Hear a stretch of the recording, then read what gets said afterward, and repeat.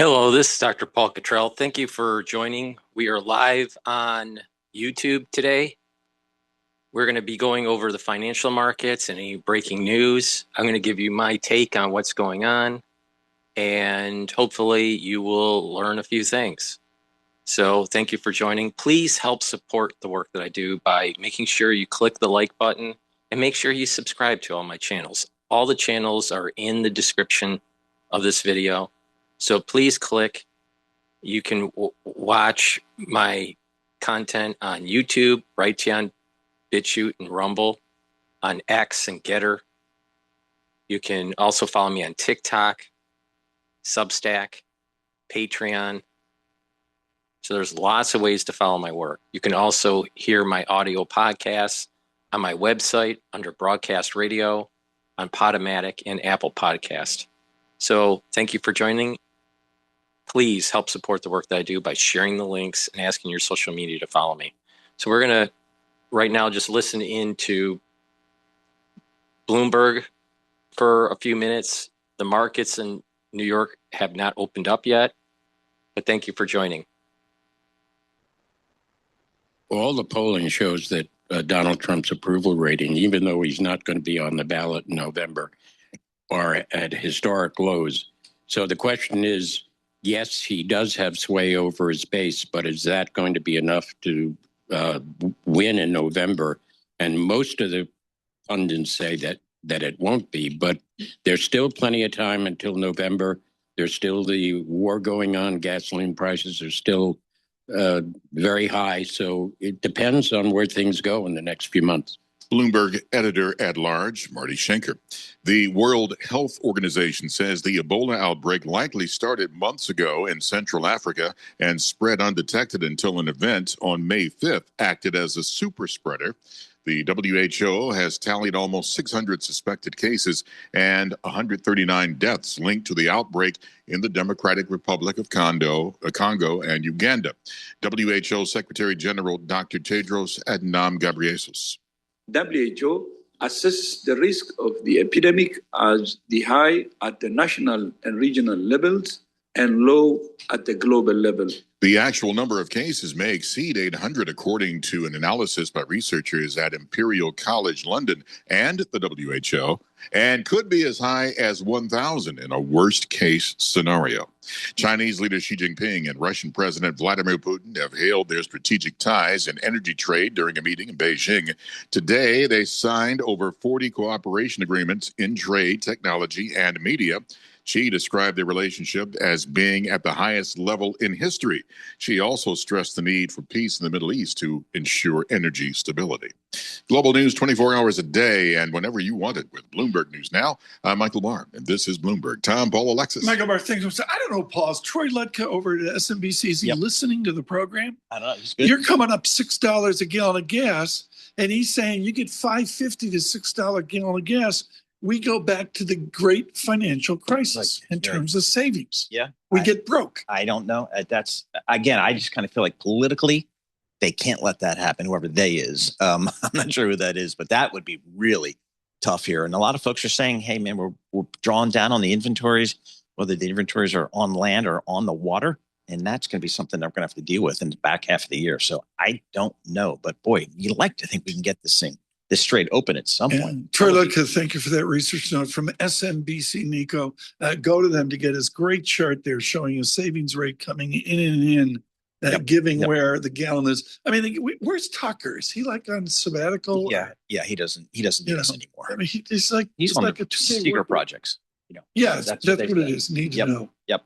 We don't need to know. We don't need to know. I saw him. He had his Hummer. The color red of his Hummer is H2 is something. Takes up 2 parking spots. I saw him on Lexington last night. He's parking the car. Futures up 31, Dow futures up 195.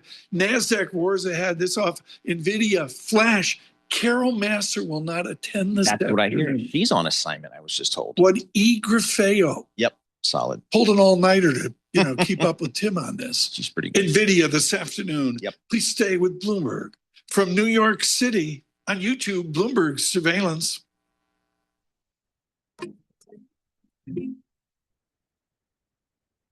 Again, thank you for joining.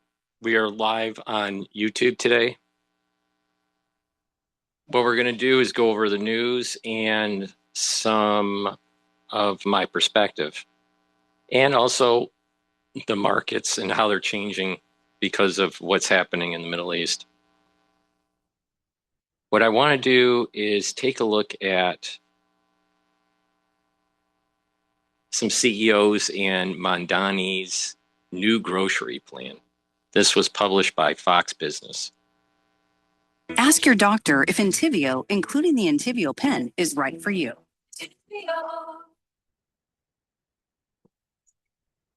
The way you see an idea in your mind. The way New York City Mayor and self-described Democrat socialist Zohran Mamdani meeting with JP Morgan Chase CEO Jamie Dimon and Goldman Sachs CEO David Solomon yesterday. I'd like to be a fly on the wall for that one. City Hall says, quote, they discussed the importance of rooting out waste in government, cutting red tape through SEQRA reform, and how the public and private sectors can collaborate to deliver both excellent public goods and a thriving city where all New Yorkers can succeed. JP Morgan stating, quote, they had a constructive meeting where they discussed the importance of companies and government working together to help the communities around us and make the city more competitive.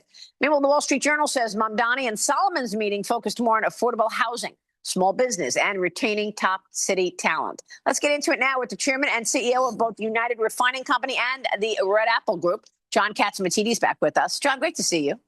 Thank you for having me. Thank you so much for being here. What do you make of that meeting? More wealthy New Yorkers fleeing the city. I don't know if that came up in the meeting, but they say it was constructive. It was constructive, I'm sure. But as any CEO of a large company in New York City, the first thing you think about is your company. And the thing I think about is reducing exposure. Because if this is what New York is in there for the next 3-4 years, reducing exposure in New York, and that's what we're doing. We're concentrating on Florida right now.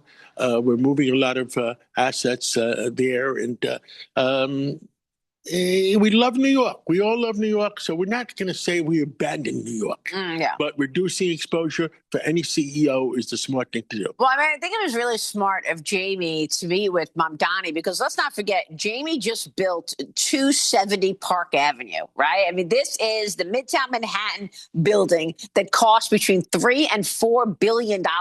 And even though Jamie put all that money into this new building, and it's apparently gorgeous, okay, a lot of people telling me how wonderful it is, but even though he put that big bill, he's got more employees in Dallas, Texas than he does in New York City. Absolutely, and we're gonna go that direction too. At one point last year, we were looking at, before the New Jersey elections, we were looking at increasing our exposure in New Jersey.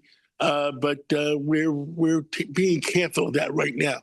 We are going to move some assets to New Jersey, but majority is moving assets to Florida. Well, look, we talk about this all the time, sort of in a 30,000 feet way. I mean, when you get down to the bottom line, what does it mean to a guy like you, a business like yours, in terms of all these taxes, and Mamdani's threatening, billionaires tax and an exit tax and potentially raising property taxes? What's the cost on the bottom line, do you think? I mean, when you start studying this stuff, what can you actually eliminate if you get out of Dodge? Well, first of all, I'm over 75, and the taxes on estate taxes. You want my kids to write me off? I mean, at one point, I'd rather have my family and my kids and so that's have the most money important to you, the estate tax and the property tax increases that he's talking about. Yes, and the other taxes is I think it limits. It limits the amount of investments that come into New York, which New York is the capitalist capital of the world. Yeah. We don't want to make it the socialist capital of the world. Yeah, exactly. And like I was reading Sergey Brin, it's going to cost like $14 billion for somebody like him in California with this billionaire's tax. I'm just trying to get like a bottom line understanding of what the dollars and cents are, actually, because there's a reason people are just actually uplifting their families and their businesses and going to Miami. The mayor also announced the second location for his city-run grocery stores. And you're a grocery store owner. I mean, this is going to be in the Bronx and Hunts Point neighborhood. The 20,000 square feet location is set to open next year. John, the mayor, is facing criticism, obviously, for taking a quote made famous by President Ronald Reagan and spinning it to his governmental advantage. Here it is, watch. This store and the peninsula as a whole will serve as physical proof of our conviction that government can be a force for good, that government can drive change that improves people's lives. I cannot help but think of the words of our 40th president, Ronald Reagan. He famously said, "The 9 most terrifying words in the English language are, I'm from the government and I'm here to help." It's a good quote, but I disagree. I think 9 more terrifying words are actually, I worked all day and can't feed my family.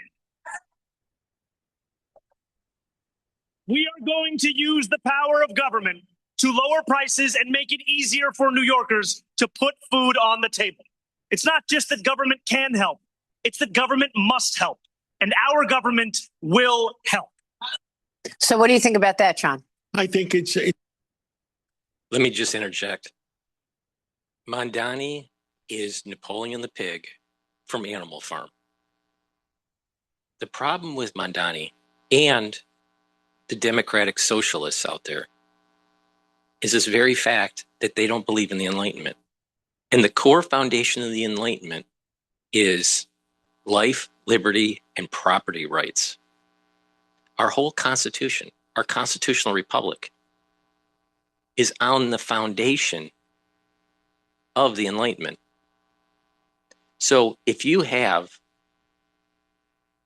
democratic socialists that want to take away your property, then in essence, they are trying to erode the Enlightenment and our constitutional freedoms, our constitutional republic. See, they keep on saying that they want democracy, but democracy is mob rule, not a constitutional republic. Constitutional republic basically means you have representatives in government that are supposed to be doing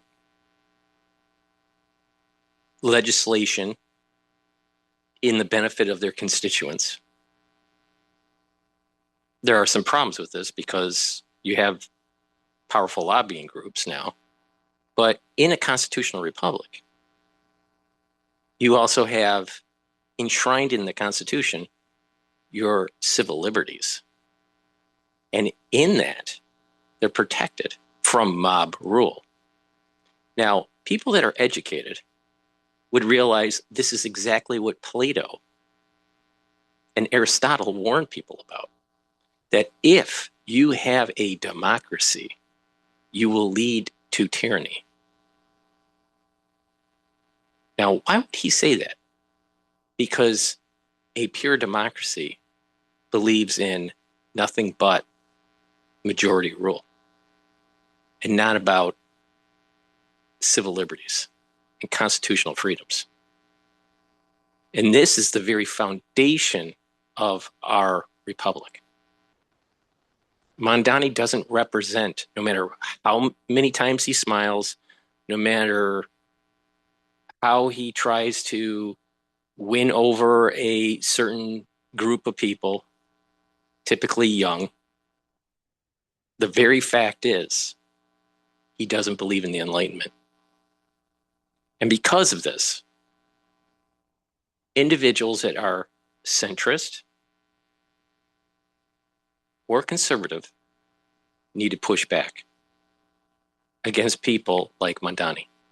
Because if we don't, we are going to lose the very bedrock of our constitutional freedoms.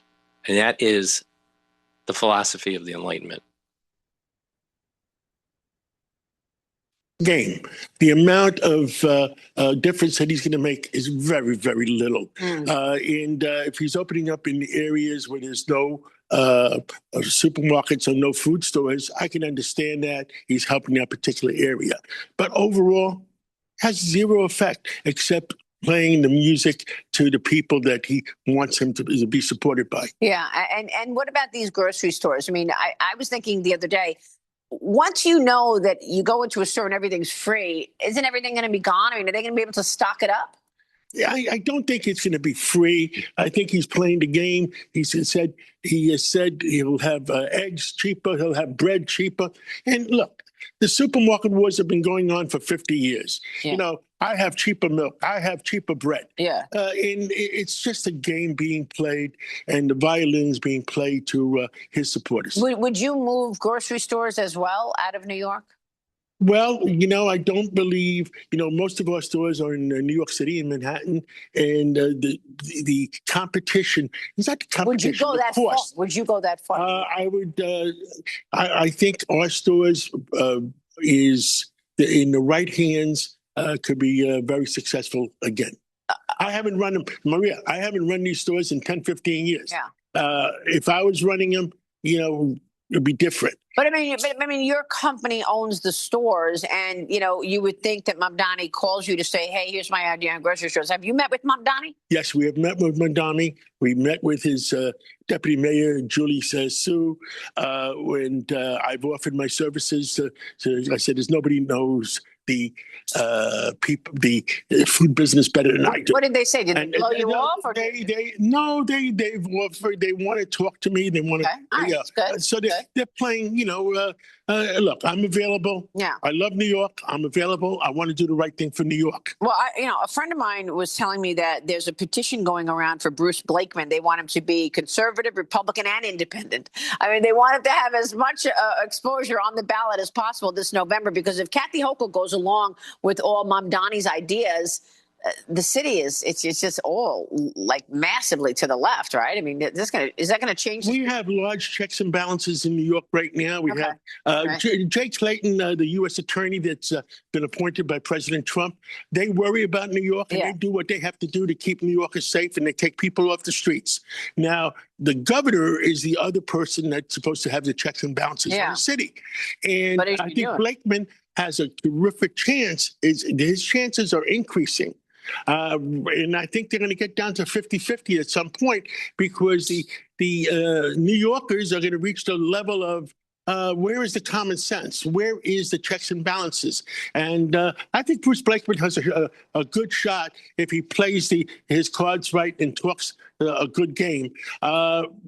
With Kathy Hochul, I've always tried to cooperate with her. I've always talked to her. Yeah. But we're worried about her surrendering completely to the Communist Party or the Socialist Party. And Bruce Blakeman says that's probably what she's going to do. I can't let you go without talking about oil, because oil is now up at 107. President Trump delayed U.S. strikes on Iran. We know that he says that Gulf leaders encouraged him to do so. You run United Refining. What's your take on the price of oil and gas at this point, and what are your expectations? I think that once there's a peace and the Strait of Hormuz is open, I think you blink your eyes and you're going to see oil and gasoline back to below $3 a gallon.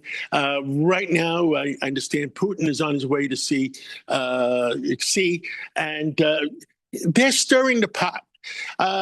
They would rather have checks and balances on Trump.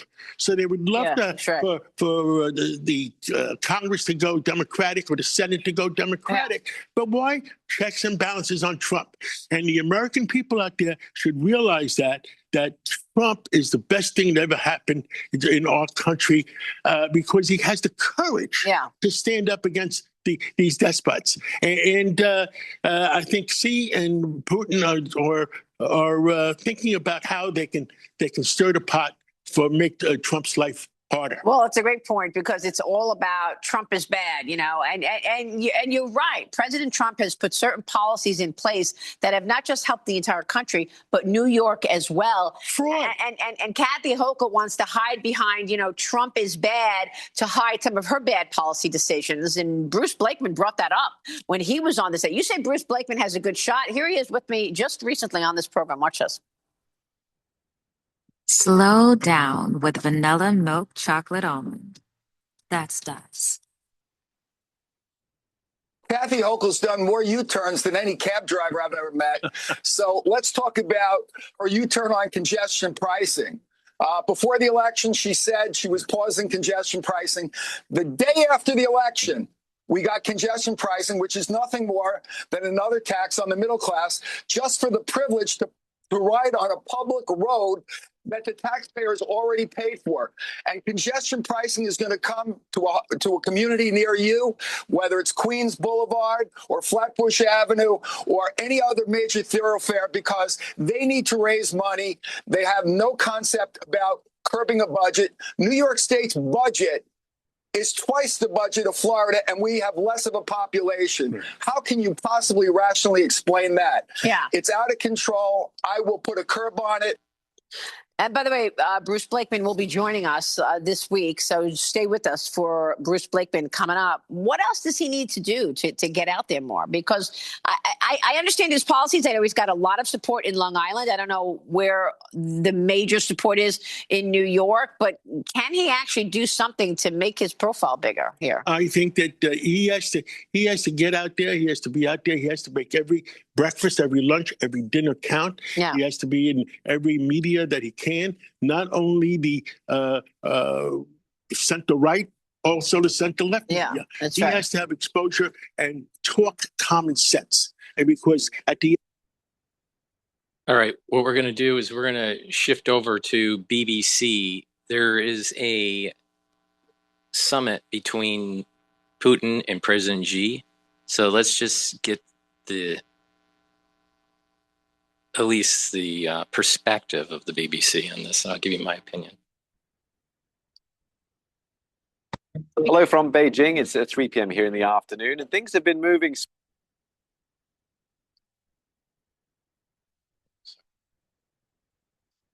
Hello from Beijing. It's 3 p.m. here in the afternoon, and things have been moving swiftly since Chinese leader Xi Jinping welcomed his Russian counterpart at the Great Hall of the People. Vladimir Putin's arrival in Beijing coming just days after Donald Trump's state visit here. In the last hour, Xi and Putin have been taking part in a signing ceremony as they look to further cement a relationship that has become something of a diplomatic lifeline for Moscow during its war with Ukraine. The first document signed was a joint statement between the two countries on further strengthening comprehensive strategic coordination and deepening good neighborly and friendly cooperation. That was followed by 20 other documents signed on trade, technology, food exports, scientific research, among many others. Now, the two countries are also expected to issue a joint statement on advocating for a multipolar world and a new type of international relations. State media here have been suggesting that the quick succession of foreign visits from the likes of Donald Trump and Vladimir Putin shows China's growing status on the world stage. Now, earlier, the two leaders exchanged their views on the bilateral relationship between the two countries. This year marks the 30th anniversary of the establishment of partnership and strategic cooperation and the 25th anniversary of the signing of the Treaty on Good Neighborliness, Friendship and Cooperation. Even against the background of unfavorable external factors, our cooperation and economic cooperation demonstrate good and high dynamics. The trade turnover has grown more than 30 times in a quarter of a century. It has been steadily exceeding the $200 billion mark for several years in a row. The locomotive of economic cooperation in Russian-Chinese cooperation in the energy sector. For the View from Beijing, here's our China correspondent, Laura Bicker. We saw the marching band, we heard the cannons fire, we saw the cheering children. Check, check, check. What we are seeing is an almost near mirror-like image of the visit that President Xi laid on for Donald Trump last week.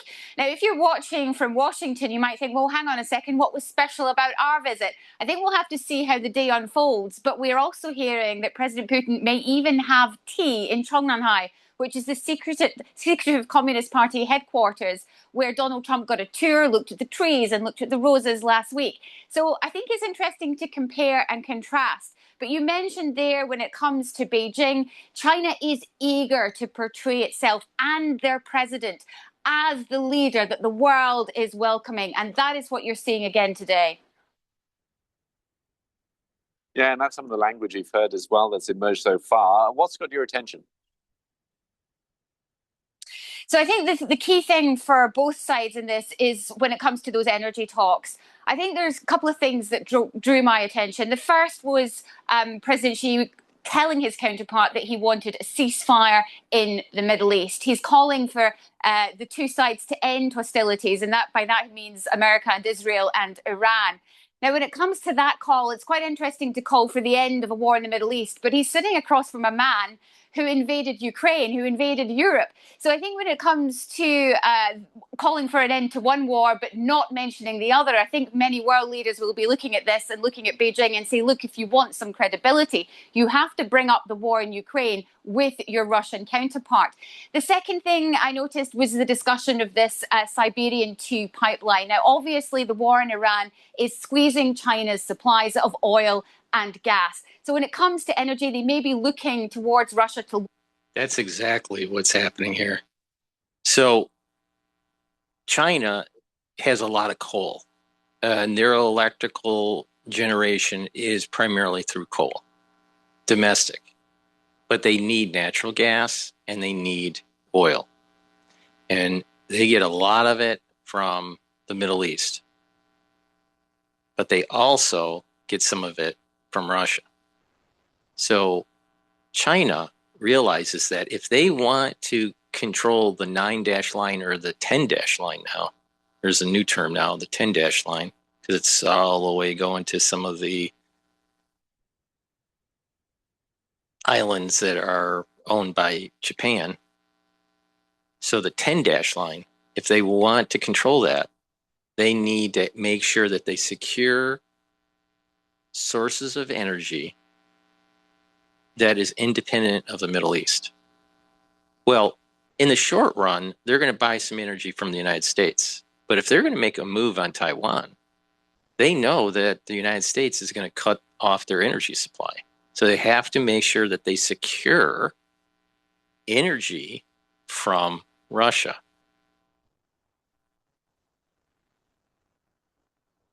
Their northern neighbor for more supplies. So that pipeline has been in discussion for years. Mr. Putin might see his chance and might believe his chance to get it through and get it signed is now.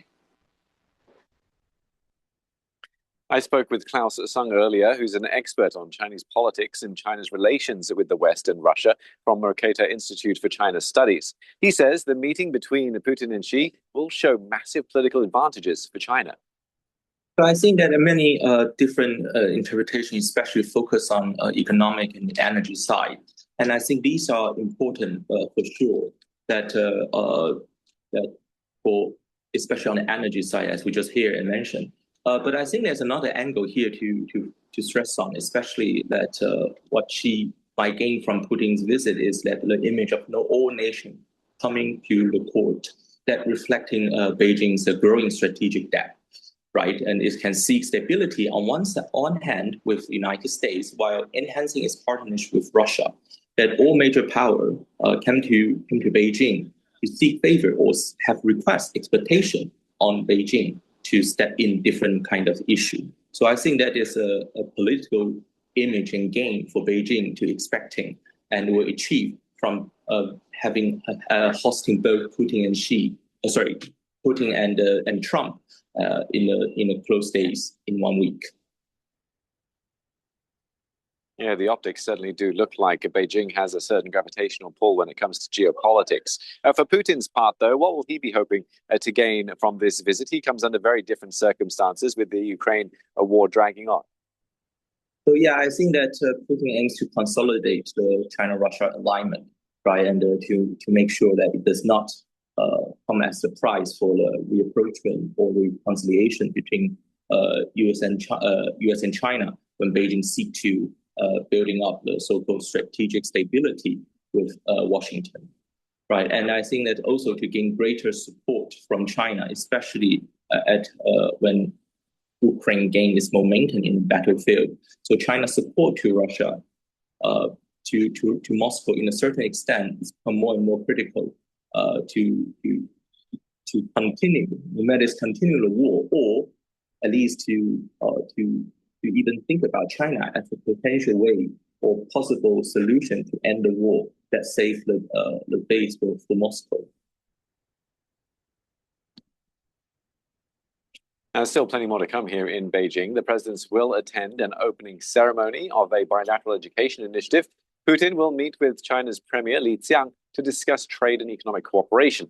And the visit will conclude with an informal small group tea session between Xi and Putin, where they will discuss essential issues of the international agenda. That's according to a Kremlin aide speaking to reporters. In and amongst all of that, there will be a lighter moment as well when Putin is expected to meet with the Chinese engineer that he first met back in the year 2000 during his very first visit to China. Well, that engineer is now 36 years old. His name is Peng Pai. He was just a child when they met the first time round, and there'd been a bit of a search going on to see if they could locate him based on the photograph from that year. So that's something else we'll be keeping a lookout for here in Beijing. In the meantime, I'll send you back to London.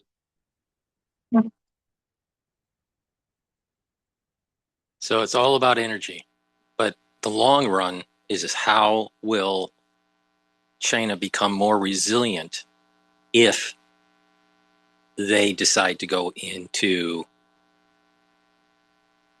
Taiwan. It's all about energy.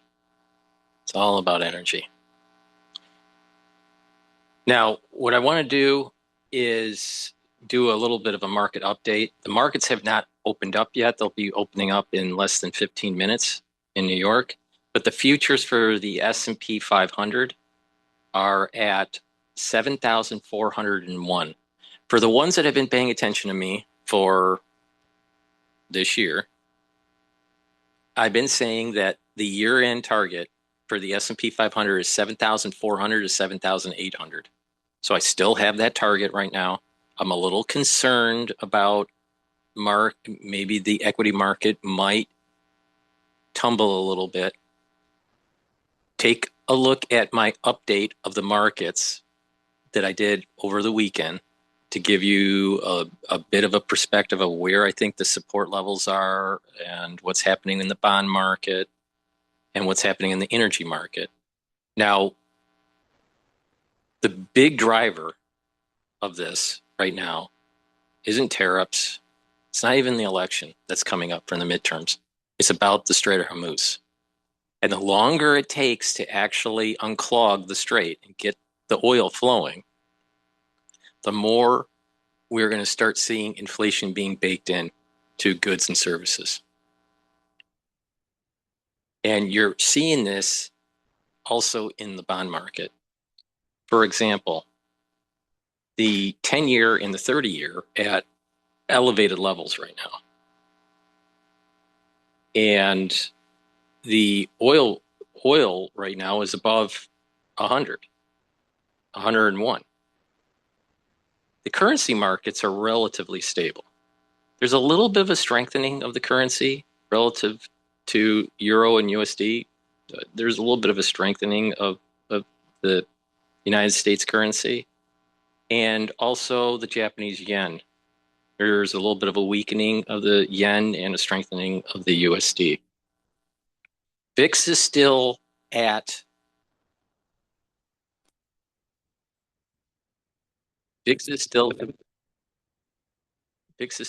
around 18.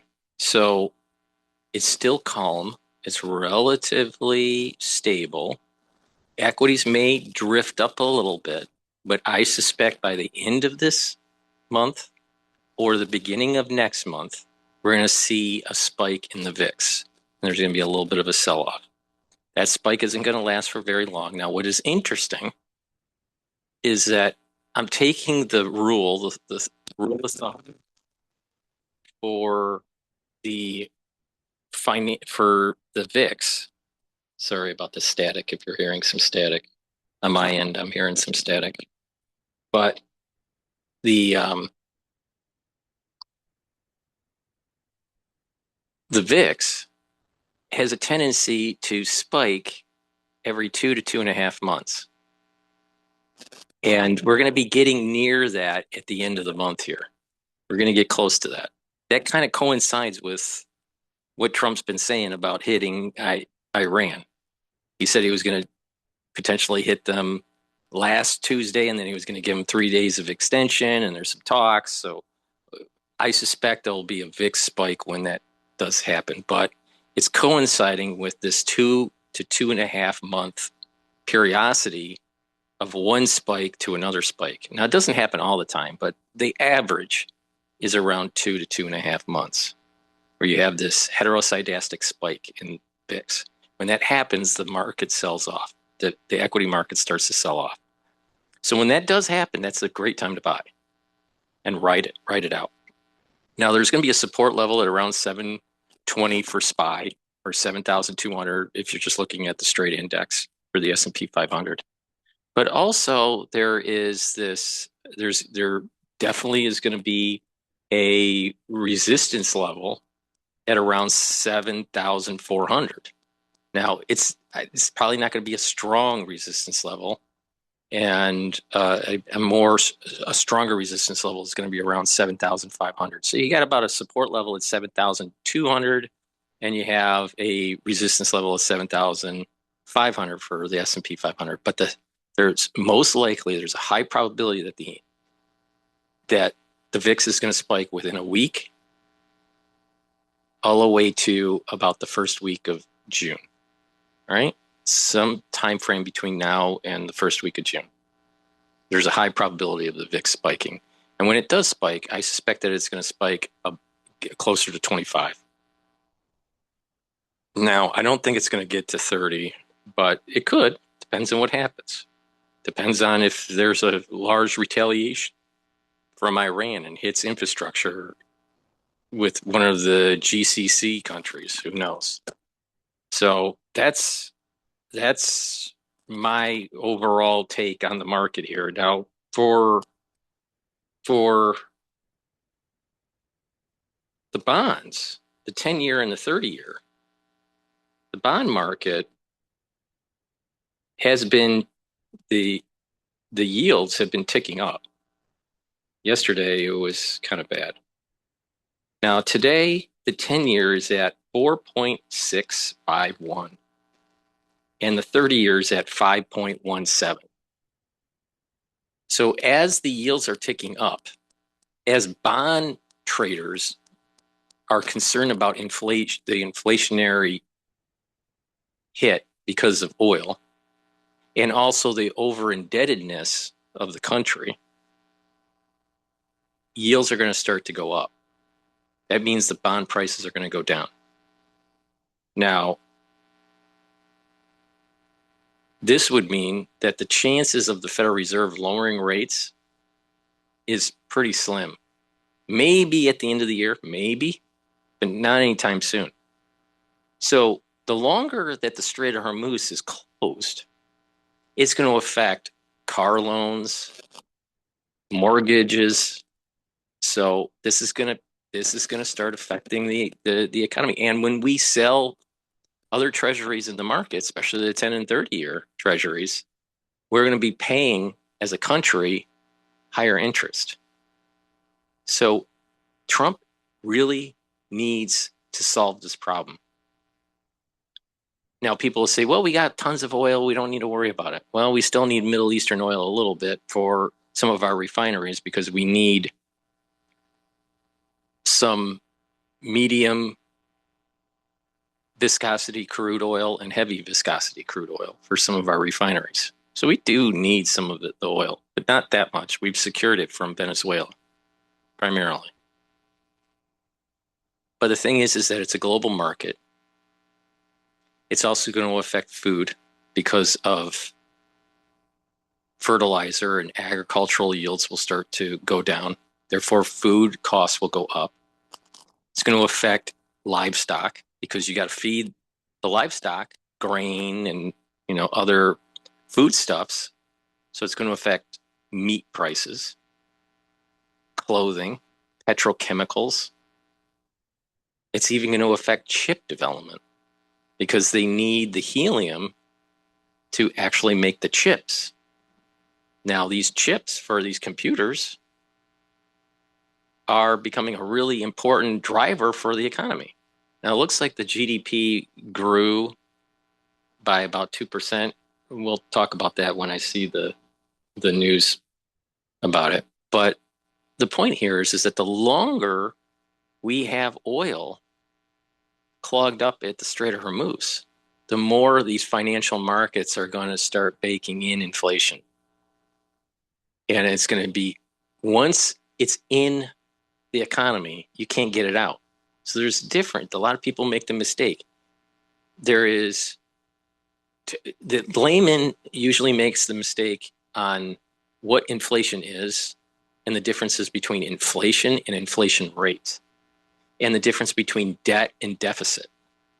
Now, in terms of inflation and the inflation rate, inflation is the cost of something changing.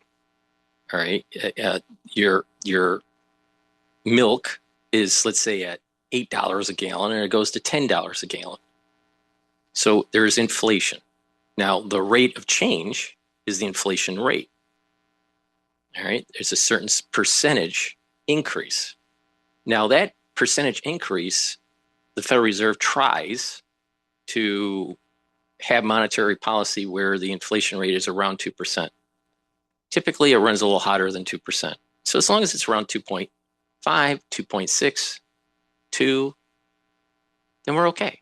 Even 1.9 or 1.8, we're okay. Once you get closer to 3% inflation or higher, it's a big problem. Because what happens is that inflation rate bakes in the absolute cost of that good, usually forever. So once milk costs more to $10 a gallon, unless there is some sort of deflationary event, like a Lehman event or a Great Depression, milk is going to stay at $10. Now, the inflation rate may go down, so the rate of change from $10 will be slow, but milk is going to stay roughly at 10. Now, there could be some major changes in supply and there's more milk on the market, and then some other dynamic happens. But it takes a while for that to take place. So typically what happens is that once you have inflation, it's permanently in prices. Just look anecdotally. Remember 20 years ago, the cost of a car. Now look at now. It permanently stays high. Now you can get these fluctuations because of certain dealers, car dealerships will give you a few $1,000 discount or something like that. But the overall trend is that the cost of a good or a service remains high even after you control the inflation rate. That's the point I'm making here. The other thing that the layman usually makes a mistake on is the difference between deficit and debt. Our deficit is how much we are in the hole for our budget, and that we have to raise more money to fill that hole, usually in the bond market. So whatever the budget is for the United States government, and you get tax revenue, right? Well, whatever the spending is versus the revenue, they're spending more than the revenue, and there's a deficit. Well, you have to issue bonds to fill that hole. So that accumulation of the deficit year over year, and the financing of wars and social programs and yada yada, it accumulates and you get the debt. So you have deficit, just the fiscal annual problem that we have in the United States, and then the accumulation, the debt. Now, I don't know what the latest number is, but it's close to $40 trillion. And when you look at the size of the economy, it looks like the actual size of our economy is slightly smaller than the actual debt. Well, that's not good. And so our dollar will erode because of this inflation that starts to bake in. So this debt problem on top of the oil issue is going to be the Achilles heel of Trump's administration. And I think that he's taking way too long to solve this problem. And if he doesn't solve it soon, there's going to be crop yield failure because of the lack of fertilizer. And there's going to be a permanent, baked in higher cost of goods and services that you will not be able to get back down. So this is where, even though he went to Wharton Business School, this is where he's going to fail. If he doesn't open up the Strait of Hormuz by the beginning of June, which is just several days away, because this is the 20th, right? So he's got about 10 to 15 days. If he doesn't open up the Strait of Hormuz between 10 to 15 days from now, you will see permanent higher costs of goods and services.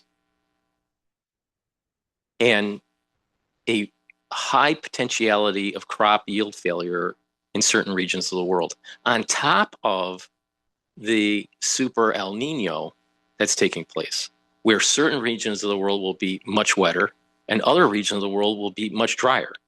So crop yields are going to fail. If you have too much rain, it can destroy your crops. If you don't have enough rain, it could destroy your crops. So on top of all of this, this adds to the thesis that I have, that there's going to be a curse on the whole earth that starts on September 11th, 2026. And it's not going to end until the beginning of October of 2027. So you're talking about over a year. Unless we get our act together. And time's ticking. And the longer that Trump thinks that he's in control of the situation, the longer it takes to actually solve the problem, the worse it's going to get. I voted for Trump 3 times. I'm glad he's president, but he is playing with fire here. He doesn't understand the multiple variable dynamics are aligning in such a way that will lead to an amplification. And that amplification is the curse that I'm talking about. There's an emergent property that's taking place here that's going to affect everybody. You add in also AI and how it can be a structural change of the employment, not cyclical unemployment, structural unemployment. Just like the longer you wait with opening up the Strait of Hormuz, inflation will be permanent, structural, higher costs of goods forever. So that's my take on it. All right. Let's listen into Bloomberg for just a bit. Frank messaging to his Democratic Party of their future.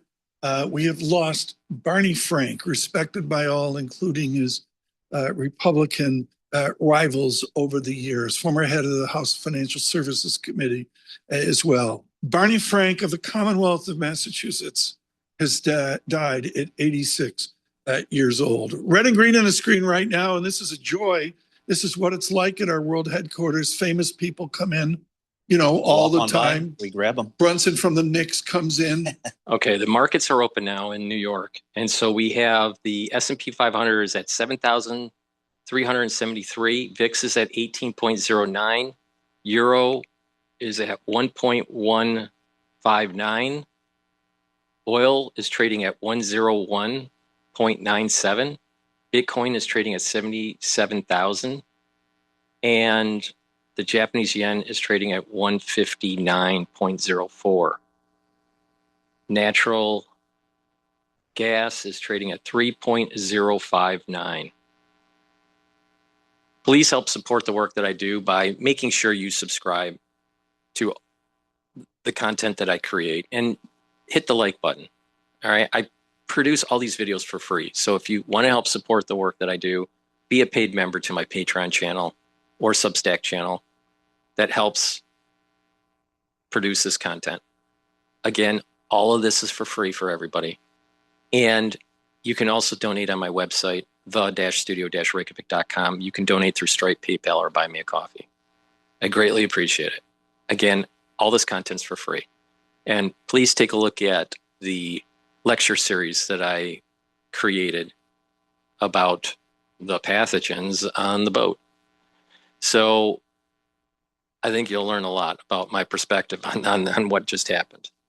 Please go to my store, the-studio-reykjavik.com, and get the great supplements that I offer. I have supplements that will help to slow down the aging process. These are supplements that I use every day. I've been working on an anti-aging protocol going all the way back to when I was 16 years old. Now, most 16-year-olds don't worry about aging, right? But the reason why I did was heart disease ran in my mother's side of the family. I had a lot of uncles that passed away young because of heart disease. My mother had multiple heart attacks, and so I was very hyper focused on health and what can be done. And I accidentally ran into a book at Borders, back when Borders was still around. I was 16 years old and I was in the health section and I saw this book and it was talking about antioxidants. And so I read the book, and to me, it was fascinating. And that was the beginning of my journey. So it was about taking lots of different vitamins that were antioxidants. And then when I started doing triathlons in my 20s and 30s, mid 20s and early 30s, and training for that, I started realizing that certain types of supplements would help you in terms of your performance. But also, how do you kind of slow down the aging process, right? So through athletics and through supplementation, I tweaked this protocol throughout my decades of life. And then, with understanding how the human body works and seeing how certain supplements could be stacked a certain way to improve the actual anti-aging, then, I just tweaked that protocol over the decades. And then new supplements came onto the market that were able to enhance what I was doing. So this is something I've been doing for a very long time. All right. I'm in my 50s and I started this journey when I was 16. All right. So I know this pretty well. And also just the formal education of how the human body works. Now there's some research that was being done over at Harvard that was looking at mitochondria and how mitochondria can be put into tissue that's gone through an ischemic situation. So sometimes when you have a heart attack, you have a lack of blood flow, right? You have a lack of blood flow and tissue starts to die. Well, if you actually inject isolated mitochondria in the ischemic tissue right away, you can increase the probability of reversing the damage from the heart attack. All right, so it's about energy. It's about the health of your mitochondria. It's about making sure that the cascades within the cell don't signal for death, but signal for staying alive. Because if there's disease in the tissue and in the cells, there'll be signals that are produced by the mitochondria and other pathways that will tell the cell to go into apoptosis. So what you want to do is that if that tissue can be reversed, you can do, so there's two types of necrosis, irreversible necrosis and reversible necrosis. If that tissue can be reversed, that reversible necrosis, then you can actually improve the health of your tissues. Now, you have tissues that haven't reached necrosis, and then if you keep them healthy and improve the health of those tissues, the better off you are. But the point here is that it has a lot to do with antioxidants and has a lot to do with the health of the mitochondria. So with that, please go to my store and follow my advice, because this is what I do every day. All right, it works. And it's a very simple concept. Soak up free radicals, boost up your energy levels, bring down inflammation. All right. Now, my research at Harvard was focused on autoimmune disorders and how to bring down pro-inflammatory cytokines to reduce destruction of tissue and to allow the body to heal. So if you can naturally, through supplementation, bring down pro-inflammatory cytokines, bring up your energy levels, improve the health of your mitochondria, you are allowing your body to heal. Because when you look at the vectors of aging, your energy goes down, free radicals go up, the health of mitochondria goes down. Inflation, inflammation goes up. So with that, when you have these things happening when you're older, if you mitigate them, if you increase your energy levels, improve your mitochondria, soak up the free radicals, and bring down the inflammation, you're slowing down aging. Now you can get fancy and improve the sirtuin health and reduce methylation of your genes so your epigenetics are more youthful. And I have supplements that do that too. But the point here is that the three key things to slow down aging: bring down inflammation, soak up free radicals, boost up the health of the mitochondria. And it will do wonders. So please go to my store and get the Boomer Boost. Now, Boomer Boost, what it'll do is help with brain function, cardiovascular health, musculature, energy levels, soak up free radicals, bring down inflammation. This is something you should be taking every day. This is a month's supply if you take 1 scoop a day. You mix it with soft foods, filtered water, a smoothie, or even with just milk. Now, I mix it with soft foods like hummus or yogurt, but take it every day.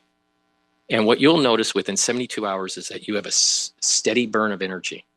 And over time, you're going to notice that you're getting rid of that brain fog. You're going to be able to concentrate better. You're going to have better sleep. Musculature will improve.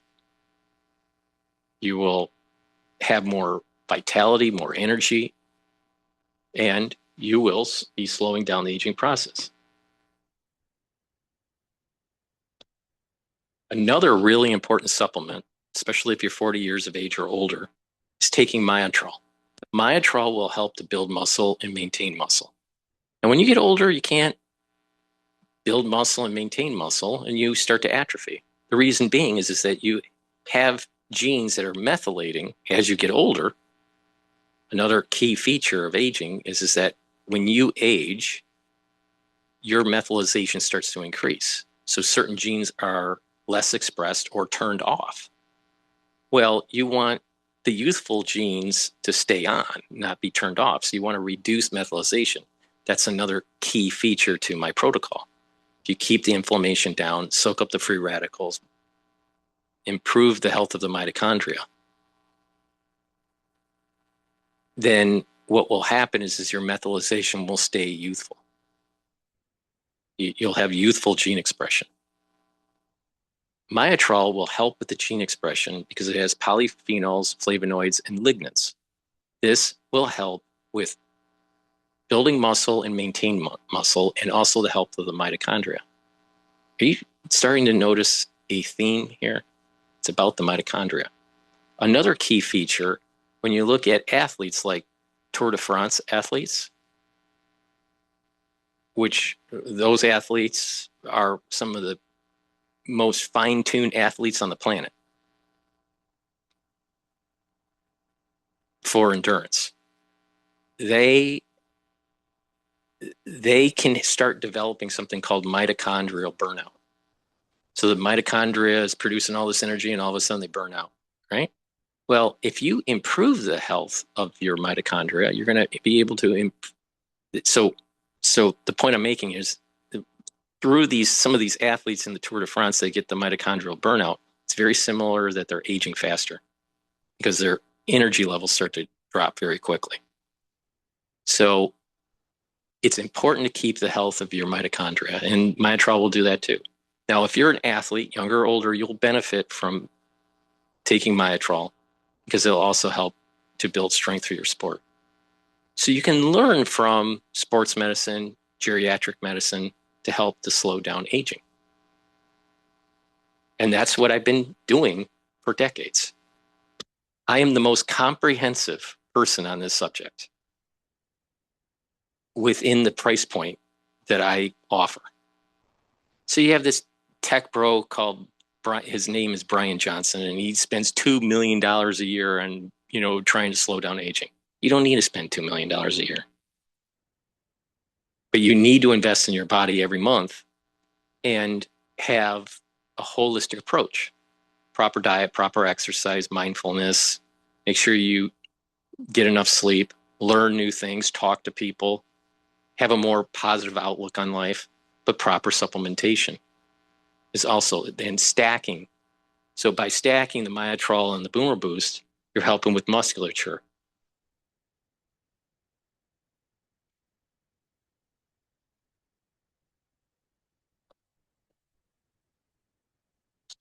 And another supplement that's super important to take is vitamin D3. Vitamin D3 is such a simple supplement, but it does wonders. It helps with cardiovascular health.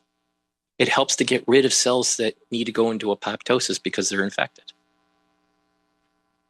Vitamin D3 also helps with bone density. So it's really important to take every day, but you should be also taking it with magnesium to increase the efficacy of vitamin D3. Now,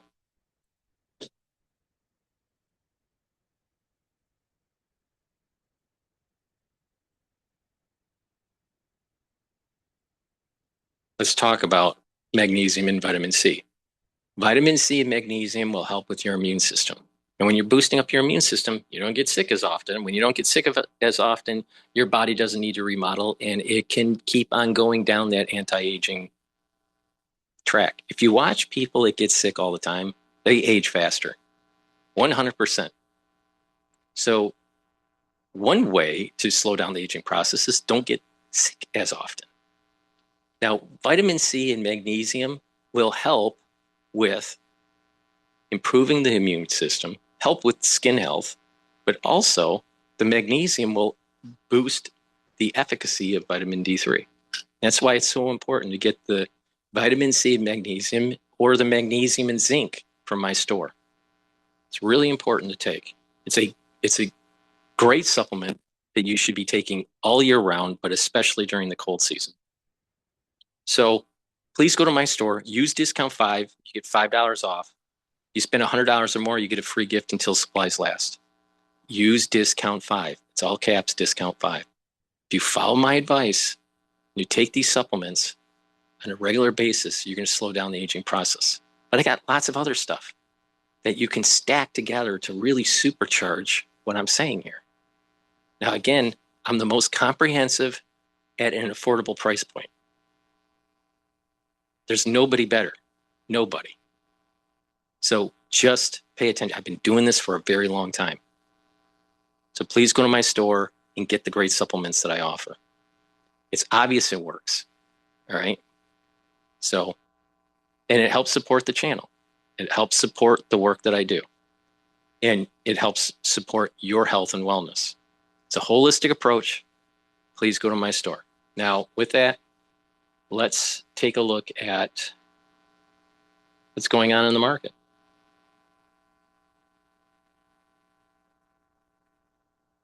$68 down $2.70. ebbing there. I don't want to oversell it. There's been a dearth of news out of the Middle East today. We'll see how that changes. And of course, perhaps the president in his comments at the Coast Guard Academy will drive that conversation for the 10-year yield 4.65%. Again, in the equity space, we're open for trading. SPX up 23, Dow up an equivalent 23 as well. NASDAQ up 0.8%. From New York City on YouTube. All right, so they're on commercial break here. So let's take a look at what's also going on in the news here.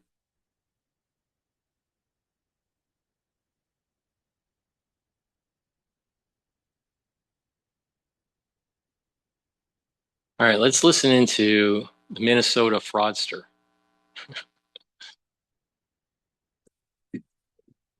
Now to the Trump administration's war on fraud, which could also come up in today's press briefing with the vice president and fraud czar, J.D. Vance.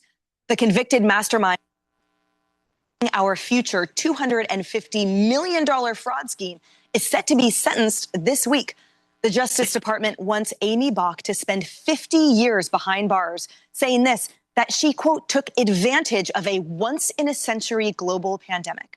Hello, everyone. This is Outnumbered. I'm Emily Compagno, here with my co-host, Kayleigh McEnany, and also joining us today, Cheryl Casoni, Fox Business anchor and host of American Dream Home, Kennedy, the host of the Kennedy Saves the World podcast, and John Yoo, former law clerk for Supreme Court Justice Clarence Thomas, former Deputy Assistant Attorney General and UC Berkeley law professor. Now, the mastermind's defense team says that she should get credit for handing over documents that helped convict her co-conspirators. They're hoping for about 3 years in jail. Before she was convicted, Amy Bach told Fox News that state officials like Governor Tim Walz and Attorney General Keith Ellison probably knew what was going on the whole time. I have to believe that the governor's office and Keith Ellison's office were aware of this. They've said they were involved in helping the FBI. They've said they were made aware. But apparently I'm scary, so they couldn't do anything. I don't know. I have to believe they were aware. And again, if they weren't, shame on them for having a system that their lower level staff don't bring something of this level to their attention. Now, Bach has also implicated Minnesota Congresswoman Ilhan Omar, whose name appeared in emails and texts during her trial. Bach tells the New York Post that she, quote, struggles to believe that Omar didn't know what was happening in her district. She told Fox something similar. I don't know what she knew. I don't know. I know that I was duped by a number of people. We also have seen videos of Safari Restaurant giving out thousands of meals, pallets and pallets of food being distributed. Was there fraud? According to the DOJ and the FBI, yes. According to the jury verdict, yes. But how much? And why don't we know that? There's just so many holes and gaps in these cases. Ilhan Omar visited those sites. Why didn't the FBI? John, I feel like rarely do we get so many statements coming out of a defendant's mouth, right? And this is really interesting that she's essentially saying that part of the prosecution's case against the whole institution writ large, which is new or should have known. But here it seems like there's a lot of known. What is your take on both sides of this issue here as she faces in court? For sure, she's trying to get a lower sentence. So she's trying to cooperate with the government. And the prosecutor should be taking advantage of this to see if this is a broader conspiracy. It seems hard to believe that $250 million were stolen by the federal government and no one else knew about it in Minneapolis. That's one. Second, as I learned on Kayleigh's show last weekend, some of this money has possibly ended up in the hands of terrorist groups in Somalia. If that's true, this is not just Medicare, Medicaid fraud. This is a counterterrorism investigation with much higher sentences and much longer, much more money involved, much greater powers on the part of the government to investigate and surveil. But the last and I think most important thing is people like the governor of Minnesota and the attorney general who are elected to protect us don't have immunity from this kind of prosecution. So I think the Justice Department should be investigating Governor Walz and the attorney general to see how many times did they meet with these people? How much money did they receive in campaign donations? did they lay off this conspiracy to allow it to move forward and benefit politically, which would make them potentially co-conspirators in a counterterrorism investigation? And they need to be held accountable, I think, not just them saying, oh, we eventually cooperated with the federal government when we investigated this. Were they involved in it from the beginning? Such great questions, because the money flow, Kaylee, indeed, it went even to Somaliland. I mean, the ability for the government thus far to trace the funds has been robust and substantial, and totally illustrates potential culpability. We've been talking about, or I've been saying that I was hoping for some type of criminal liability here, because this exceeds the standard of negligence so greatly, and there is zero immunity that they can enjoy in their offices, because none of this was within the bounds of official duty capacities. This is all fraud and misconduct and breach of duties. There is nothing about this that has to do with policy. Yes, and it's bigger than Feeding Our Futures. In fact, it goes back to 2019. That's before Feeding Our Futures, with a whistleblower report, an investigator. That investigator sounded the alarm. It was his job to investigate things like this. His entire unit sounded the alarm, saying it's a near certainty that at least a percentage of the fraud proceeds in Minnesota go overseas and are being siphoned off to one or more designated terrorist organizations. So to the point that Professor Yu's making, if I'm Tim Walz and an investigator in my government, who, by the way, his unit ended up being shut down, why? I would listen to that. I would pull him into my office. I would find out about that money and ask, why and how is this going overseas to terrorists? I agree with Professor Yu, and he presented this theory to me for the first time, that if you're aiding and abetting terrorists, this could be terrorism charge. This is a big deal. But state actors is where I'm looking at for prosecutions at this point. These fraudsters, it's like playing whack-a-mole. You hit one fraudster, another one pops up. You hit one, another pops up. You need to look at what state actors knew. And that's something immediately when I presented John Yu's legal theory to the vice president, he said, I'm going to go to DOJ. I'm going to take that there. They should be looking at this. Of course, the facts match the law. That's DOJ's call, not the executive branch's call. Nevertheless, we need to look at it. And finally, I would just say this, Gavin Newsom, too. I mean, going back to 2022, he was warned about hospice fraud. What did he do? He put a moratorium on hospice. He shut down 287 hospices, but that was over 4 years. J.D. Vance has shut down 800 hospices in 2 months. So what was Newsom doing? Why were they sitting on this information? Why were governors enabling fraud? And I would just note, Newsom hit back at J.D. Vance this weekend saying, J.D.'s lying in the fight against fraud. We've walked the walk. You've walked the walk? Then why'd you do a fourth of the work that the Trump administration has done over a 4-year period? They have done in 60 days. You're not walking the walk. You're playing catch up. And there have been zero complaints or resistance from those 800 organizations shut down because indeed they were fraudulent. This is exactly what happened on Animal Farm with Napoleon the pig and you know, the other pigs that were fleecing the other animals. You know, they said on Animal Farm, kick out the capitalists and we're going to have a new government. It's going to be communistic. We're going to all work together. But then all of a sudden, Napoleon the pig wanted to drink and wanted to have a party all the time while all the other animals of the farm had to work hard. This is what's happening. It's no different. The Democratic Party and the ultra left is fleecing America's taxes, tax-paying dollars. They're fleecing America. They don't care. They don't care because they'll never be held accountable. It would be even worse if the Democratic Party was running the House and the Senate at the federal level. It'd be even worse. It's so hard to get them punished, prosecuted right now. And that's under a Trump administration where the Republican Party is in control of the House and the Senate. Can you just imagine the fraud that would be happening if the executive branch and the legislative branch was run by a bunch of Democrats? They want to erode the Constitution. Now, what's scary is, and if you don't believe me, just do a simple AI search, okay, on Grok or ChatGPT. I think Grok is better, but ChatGPT, in terms of ChatGPT's interface in creating slides or spreadsheets is better than Grok, but maybe Grok will catch up with that. But overall, I use Grok Now, just whatever AI system you use, Gemini, OpenAI, Grok, whatever, it doesn't matter. Just do this simple test. Take a look at Harvard, what the reading list was required for, let's say, in the 1850s, and then do another search. What was the reading requirements? What books were required readings for 1900, then 1950, then 1960s, and then do another one in let's say 1980s, 2000, 2020, and then 2025. And you will be shocked. You will be shocked on if you just map that out and how the classics were so important. And then all of a sudden,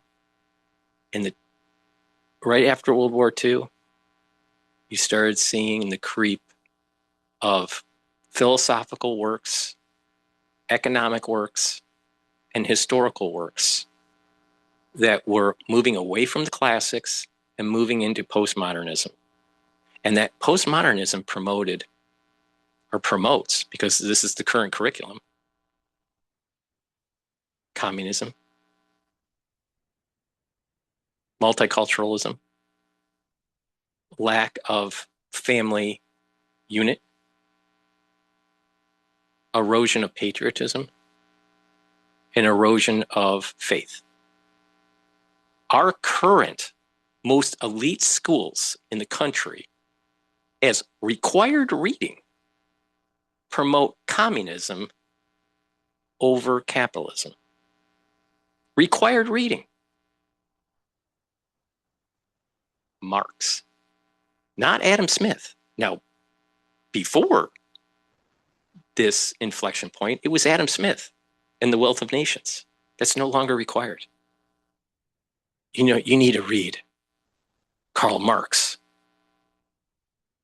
and about communism and how bad capitalism is. And so it indoctrinates a lot of people to start becoming more of a libtard. And now you fast forward to what's happening today. This type of fraud was around, but not at the same level. Back in the 90s, you still had some people that actually knew about Adam Smith. You still had some people that believed in family creation and not killing a bunch of fetuses. And they still, even back in the 90s, there was some semblance of religion in one's life. So that's why I keep on stating this on almost every show. It's about God, country, and family. And those pillars are on the bedrock of the Enlightenment about life, and liberty, and property rights. That's not what the Democratic Party represents. And no matter how you want to spin it, they're just wrong. Now, when is conservatives or even middle of the road centrists going to push back? Can we maintain this type of curriculum in the most elite institutions in our country where they're promoting postmodernism, promoting it's okay to kill 65 million fetuses since 1972? More than that. More than 65 million fetuses were killed. Well, there were some rape situations and some incest situations and some, the far majority of the abortions are because of social economic. Stop kidding yourself.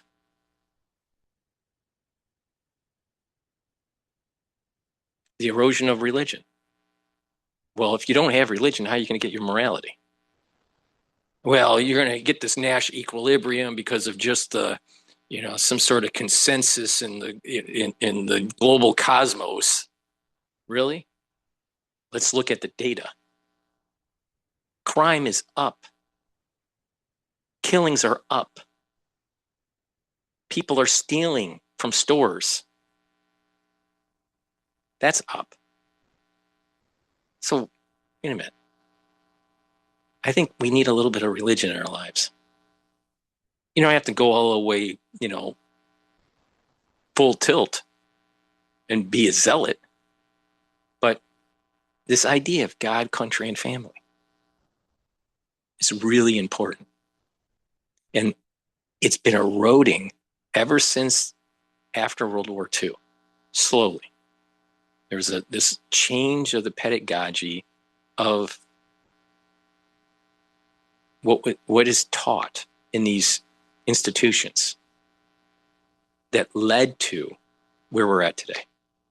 Now, what we got to do is push back. The required readings need to be Adam Smith, not Karl Marx, or a comparative, where you're analyzing Karl Marx and Adam Smith at the same time. No, they don't want to do that. They want to say how bad, because what does Adam Smith represent? Adam Smith represents capitalism. Adam Smith represents a European-centric concept, Western culture. Well, if you want multiculturalism, you got to throw away Adam Smith and you got to focus more on taking something from people. You got to take, well, then you start listening to Karl Marx, who, by the way, was a bourgeoisie. Funny how that all worked out. But the thing is that you have a very large constituency in the United States now that has been programmed through this inflection point right after World War II, and it's only become worse of this postmodernism. So it's not a surprise that it's happening. That's the root cause. The root cause is what I just said. Oh, there's more killings here and there's more fetal deaths here and all this, right? That's the headline news. That's not the root cause. The root cause is the pedagogy. Please go to my store, the-studio-reykjavik.com, and use this stack to help to improve your cardiovascular health, your brain function, and your immune system. Ashwagandha root helps to control your cortisol levels and your blood glucose levels. When you do that, you're going to help with that. You're helping with that immune system and helping with bringing down inflammation, helping reduce that inflammation at the vascular level so you're not having plaque formation. Also, by bringing down inflammation at the brain level, you're reducing the chances of early onset of dementia. And you're keeping the neuron and the neural network strong. So, lignans. This will help with your immune system, your endocrine system, soak up free radicals, bring down inflammation. And like I said, it helps your cardiovascular health, your immune system, your brain function. Bringing down inflammation is really key. Keeping those pro-inflammatory cytokines down to help to slow down the aging process. Turmeric soaks up free radicals, brings down inflammation. Now, when you're bringing down this inflammation, you're soaking up those free radicals. You don't have the high levels of oxidized LDL, so you have less plaque formation. That means that you're going to have a better blood flow to your brain. When you have better blood flow to your brain, guess what? Your brain works better, but also your other tissues. When you have better perfusion of blood to your kidneys and your liver and your spleen and to your, to your skin, to your stomach, to your other organ systems, they all perform better. So if you have cardiovascular disease, it's not just a heart problem, it's other organ system problem because perfusion is less because you have blockage. Now, do you understand why it's so important to pay attention to me? Now, if you stack this, it supercharges what I'm talking about. You stack the ashwagandha root, you stack the turmeric and the lignans together. And this is going to help with your cardiovascular health, help with brain function, and boost up your immune system. And when you do that regularly, guess what? You slow down the aging process. So please go to my store and get the turmeric, ashwagandha, and the lignans. Stack them together for the max benefit. You can take them separately, but if you stack them the way I'm telling you to, it's supercharging the effects. Now, I also want to briefly talk about C60. C60 is a very powerful antioxidant. C60 isn't a lipid, an oil, for proper absorption. You take a teaspoon a day every day, preferably on an empty stomach in the morning, but take a teaspoon a day every day. And what you'll notice is that you're recovering after a workout faster. You're also soaking up those free radicals and boosting up the health of the mitochondria, so you'll have more ATP. That means your cells will have more energy. You will have more energy to perform throughout the day. In addition, by soaking up free radicals at the vascular level, you're reducing oxidized LDL, the concentration. If you reduce the concentration of oxidized LDL, you're reducing plaque formation. Because how plaque forms in your vascular system is very simple. You have inflammation that causes a microtear in the intima of the vessel. You have LDL floating around that gets oxidized by free radicals. Those oxidized free radical, those oxidized LDLs that are moving around, they get into the vascular tissue, into the media, which is the middle of your vessel. And what happens is a macrophage comes in and eats it. It senses that something bad, something foreign is there, and it needs to get rid of it. Well, when a macrophage eats up oxidized LDL, it turns into a foam cell, and that is that's the plaque. It starts to build up. So over time, the plaque starts to build up, and also calcium depositing starts to happen. But if you reduce your LDL concentrations and increase your HDL concentrations and soak up free radicals, you're reducing plaque formation. And not only that, there's a protocol that actually you can reduce the actual blockage. So the bottom line here is this: take the C60, take a teaspoon a day. It's also going to help with your neurons. Your neurons will perform better because the mitochondria will be healthier. They'll produce the ATP to produce the neurotransmitters to allow for the positive neuroplasticity. So your memory and your cognition will improve. And also inflammation in tissues will go down. And when that happens, you're slowing down the aging process and allowing the tissues to heal. And you're boosting up your immune system and helping with your endocrine system. It also helps with thyroids and your glands. So it does a lot of great stuff. You can get it in extra virgin olive oil, avocado oil, or MCT coconut oil. But take a teaspoon a day, every day. And this stacks really well with the ashwagandha, the lignans, the turmeric. Now, I have a health protocol. I have an anti-aging protocol that if you take the max 35 or cleanse or max 14, that helps to build up your innate immune system. Take the probiotic that helps with your gut. Take the C60, soaks up free radicals. This is like 1,000 times stronger than vitamin C. Taking the turmeric, ashwagandha, and lignans that brings down the inflammation, soaks up the free radicals, helps with the cardiovascular, and boosts up that immune system. And taking the boomer boost that revs up your energy levels, helps with cardiovascular health, brain function, soaks up free radicals. You get lots of benefits. So by taking those together as the protocol, you get huge benefits from it. but you got to do it every day. Turmeric, ashwagandha, and lignans, Boomer Boost, C60, Max 35 or Cleanse, and the probiotic. And when you do that, you're going to start noticing that your body is performing better and feeling better, and you're more energetic, and you look healthier, and you're just more active. So please go to my store, the-studio-reykjavik.com. Get the C60. You can get it in a 2 ounce, a 4 ounce, or an 8 ounce configuration. Use discount 5. I want you to save some money. It's all caps, discount 5. If you spend $100 or more, you get a free gift until supplies last. But the products that I just mentioned will do wonders in slowing down the aging process and help boost up that immune system, help with your cardiovascular system, your brain function. A lot of people, you're going to start noticing for various reasons, they're going to have cognitive decline.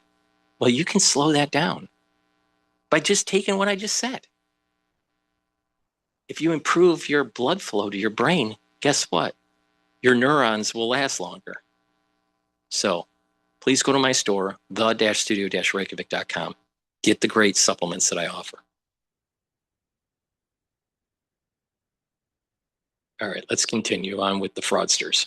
Now, you talked about Gavin Newsom's always over chatty response, but Governor Walz hasn't responded to J.D. Vance. Now, the vice president said he hasn't heard from him at all about the fraud probe. And remember, though, the governor took credit somehow for the fraud probe and the results that were uncovered. Let's watch.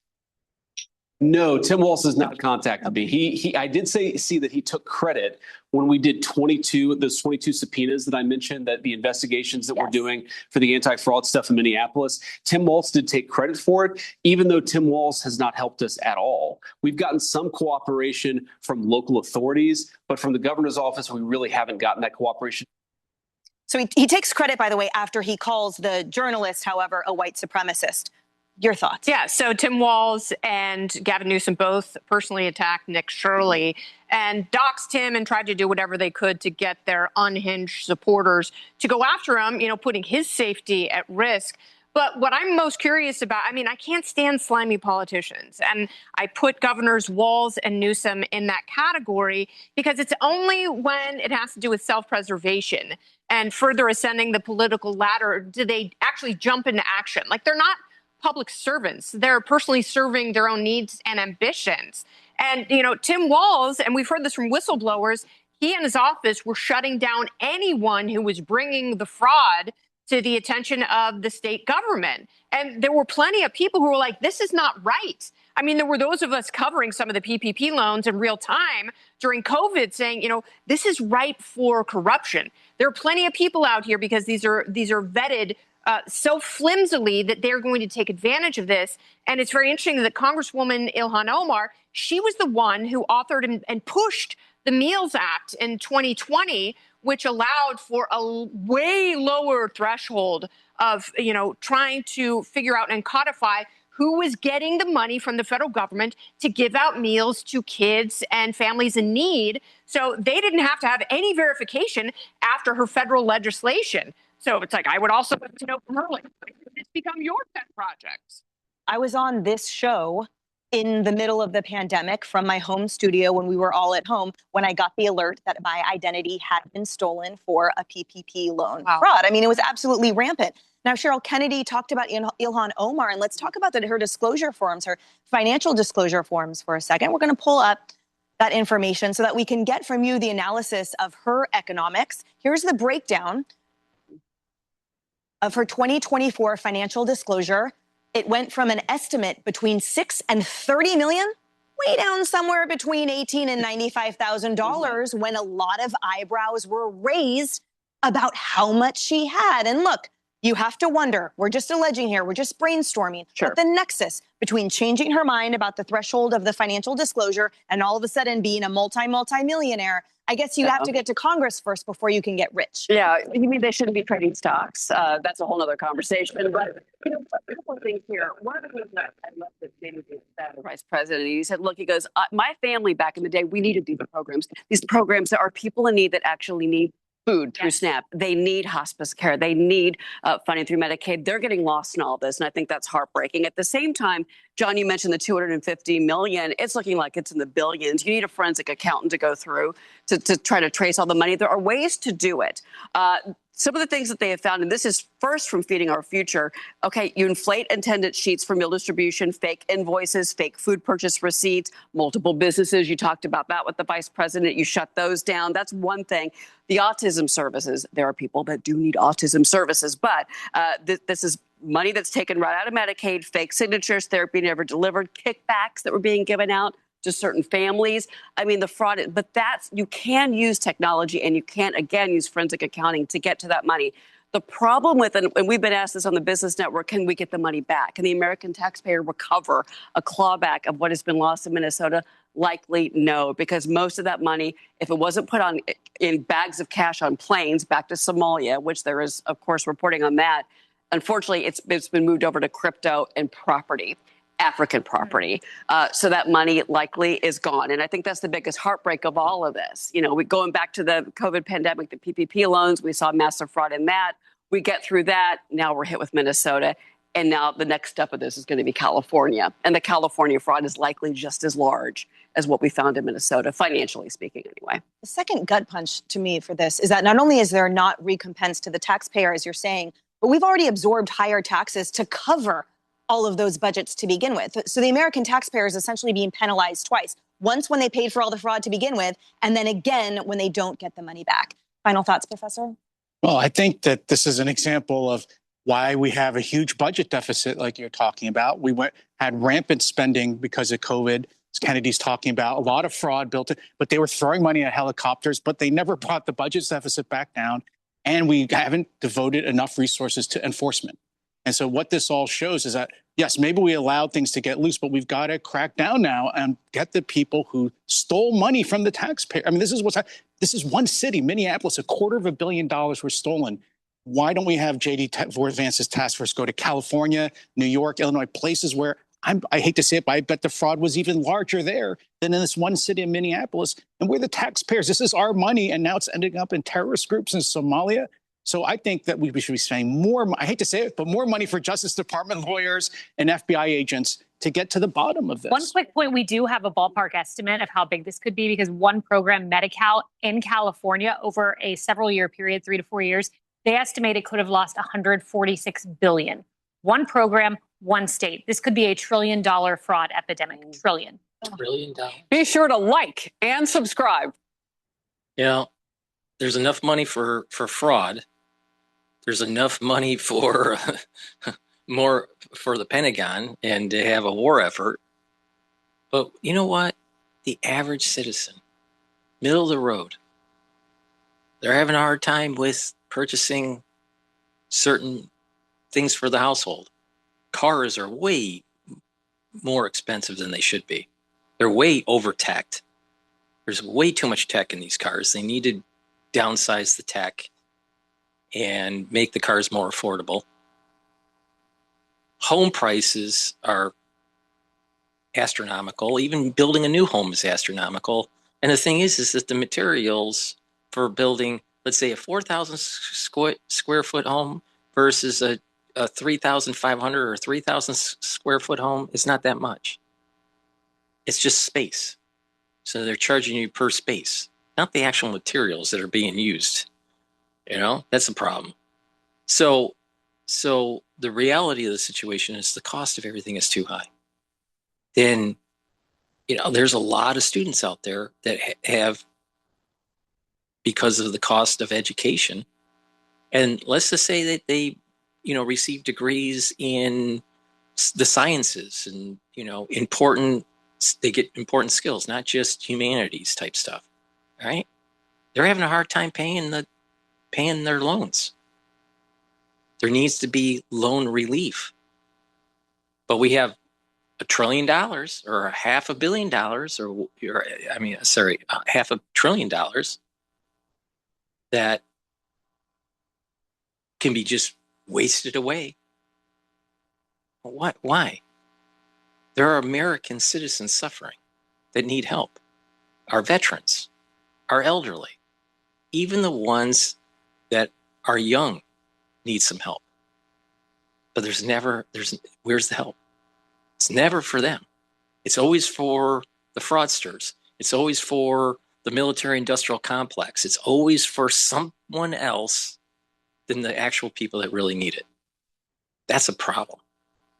And so I can understand why the youth is losing faith in the country. I can understand why the youth has gravitated to these other sources of knowledge that are antithetical to the Enlightenment, because they're viewing the government that they currently have doesn't help them. Well, that needs to be rectified. It's not that our constitutional republic is bad. It's not that capitalism is bad. It's just that we have people at the trough taking the money that they don't really deserve. And the money that is there should be for programs to help people that are actually citizens. I don't believe that an illegal alien should be getting social benefits. Call me old-fashioned, but I don't believe an illegal immigrant should be getting social benefits. They shouldn't be here.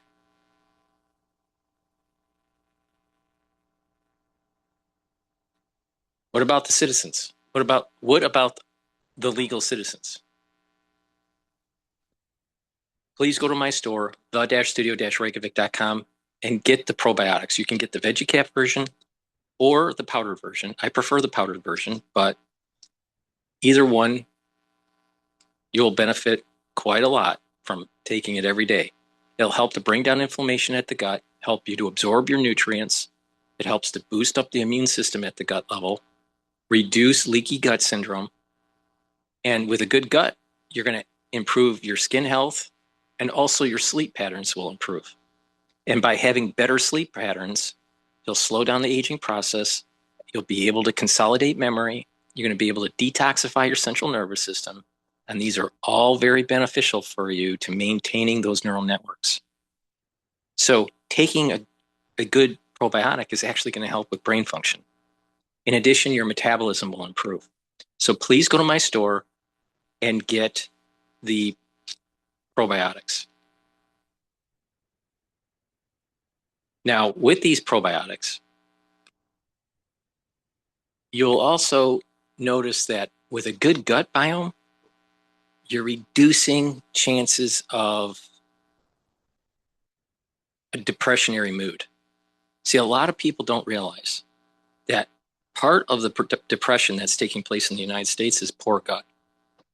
And when you improve the gut, you are actually improving mood and brain function.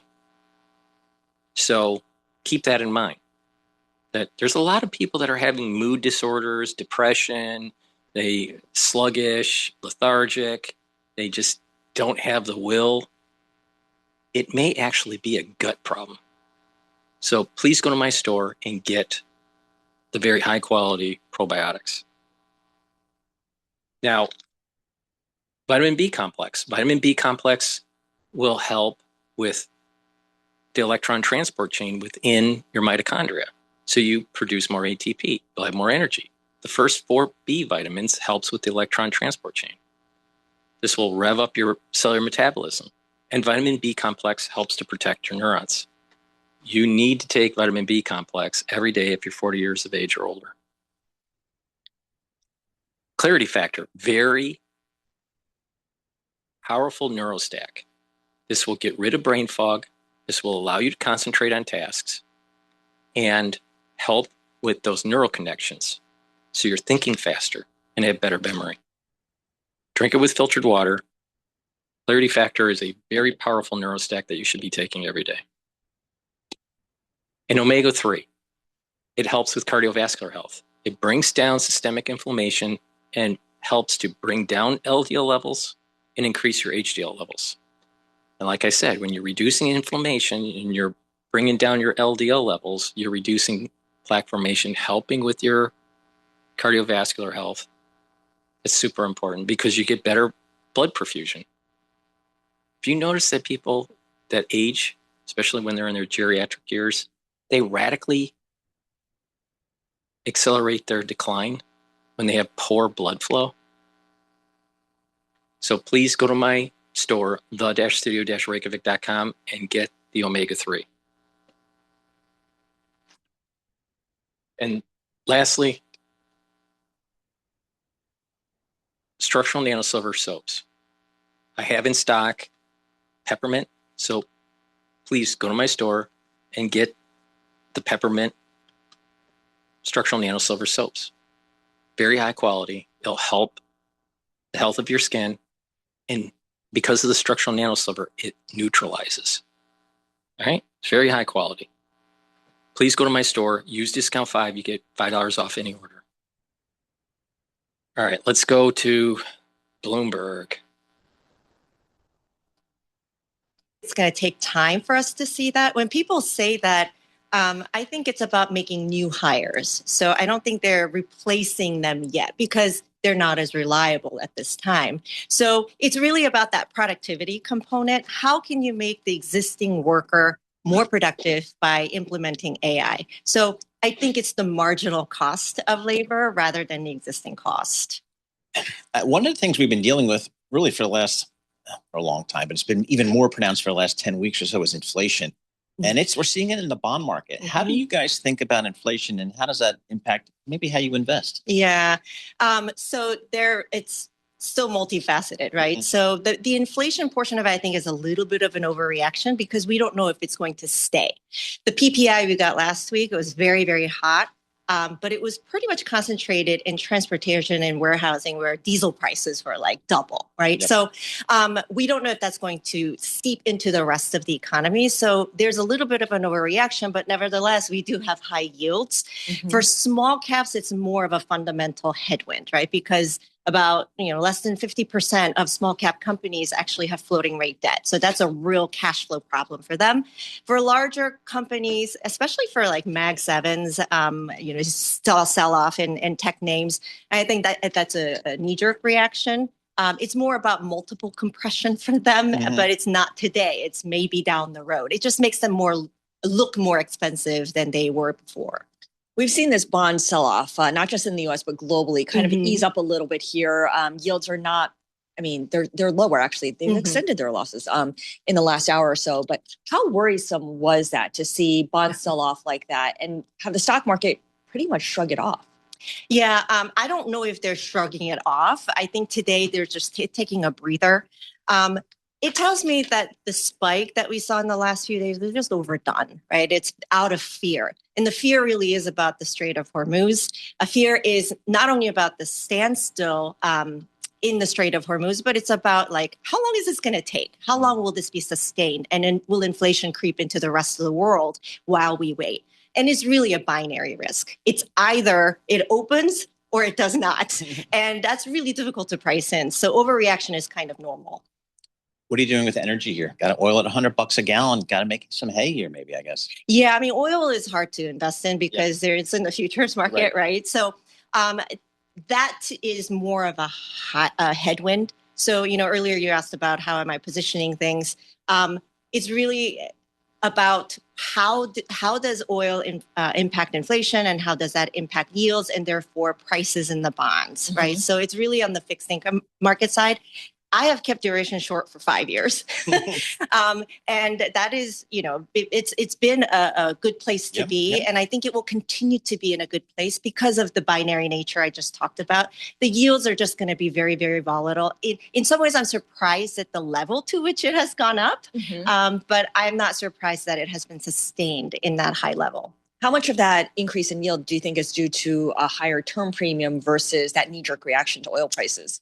Higher term premium, if we're talking about debt deficit, et cetera, the question is what will happen in 30 years, in 10 years? There's definitely a component of that, for sure, because with the war being also expensive and we keep asking for more money, it doesn't look like we're heading in the right direction of trying to reel in some of these costs. So yeah, bond vigilantes are definitely out. Anna, thank you so much for joining us. Really appreciate it. Anna Rothman, she's a unique guest in this studio. She has a doctorate in music. How cool is that? That's amazing. Yeah, isn't that cool? And from the Cleveland Institute, which are very, very good folks out there. I've heard about that my whole life. Anna Rothman, Chief Executive Officer, Grenadier Advisory, joining us live here in our Bloomberg Interactive Broker studio. We got some stocks moving higher here. I don't know. S&P's up 50. The S&P 500 is up. It's trading at 7,401. VIX is trading below 18. And oil did break 100. It's now trading at 99.68. Natural gas is trading a little bit lower than the open, which is trading at 3.044 at the moment.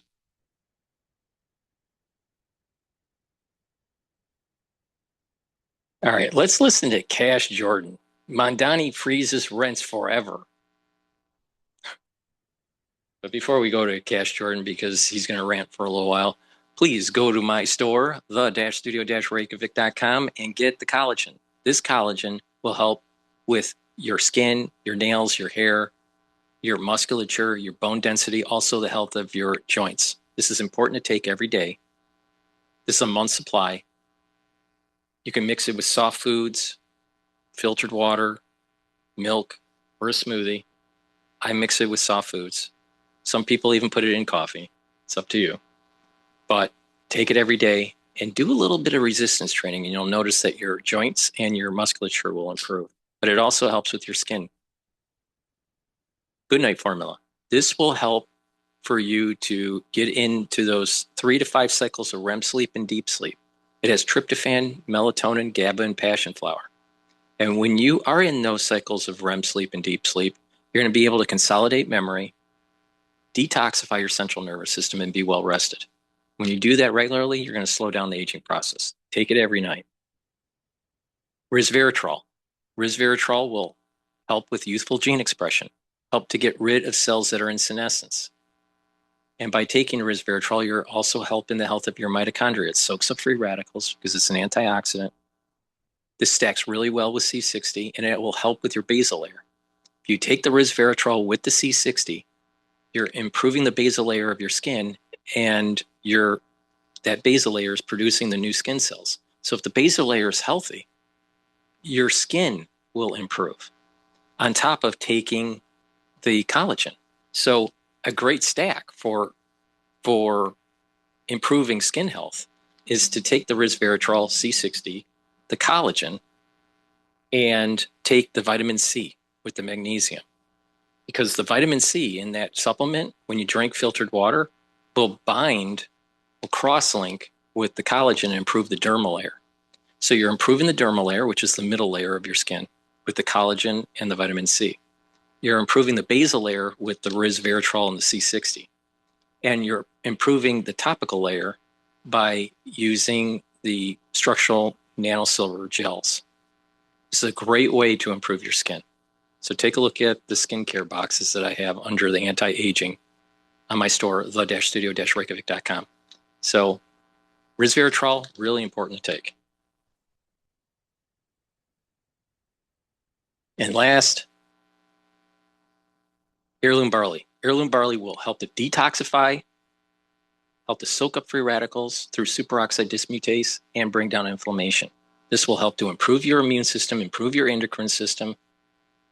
You'll be able to recover quicker after a workout. And by detoxifying your body regularly, your endocrine system will perform better. You're going to be slowing down that aging process. And by soaking up free radicals, bringing down inflammation, you're helping with brain function. You're also helping with your cardiovascular health. Have you noticed a theme to this? Like I said, slowing down the aging process is actually really easy. Soak up free radicals, bring down inflammation, boost up the health of the mitochondria. And what will happen is all your different organ systems are going to improve. So please go to my store, the-studio-reykjavik.com. So let's listen to Cash Jordan, because New York is imploding. Motion passes. Outrage after the city's Rent Guidelines Board voted to propose rent increases for rent-stabilized apartments ranging from 0% to 2% for one-year leases. This is going to be bad news for New York's mayor because everyone living here was promised frozen rent. And although a 0 to 4% increase doesn't mean much to a voting base who's been taught that capitalism is evil and elected a mayor who's promised to replace it, waiting for the impact of socialism isn't something anybody wants. Right now, there are over 100 renters out here behind me waving signs and chanting, freeze the rent. This has really been an issue that's riled people out here. And I'm on a fixed income. I still got to pay 40% of my income goes to rent. Landlords have seen major profits over the last few years, and while tenants have seen 4 straight years of increases. Rent artificially capped below operating costs. Buildings are starved of the funds needed to run. Maintenance gets deferred, then skipped. Now Mayor Mamdani wants to freeze rent. Landlords say rising costs are hitting them just as hard. Even if they give us a 2% increase, it's not enough. The rent has to cover the expenses. They don't want to raise the rent. Don't raise the taxes. Don't raise our insurance. You know, we can't continue like this.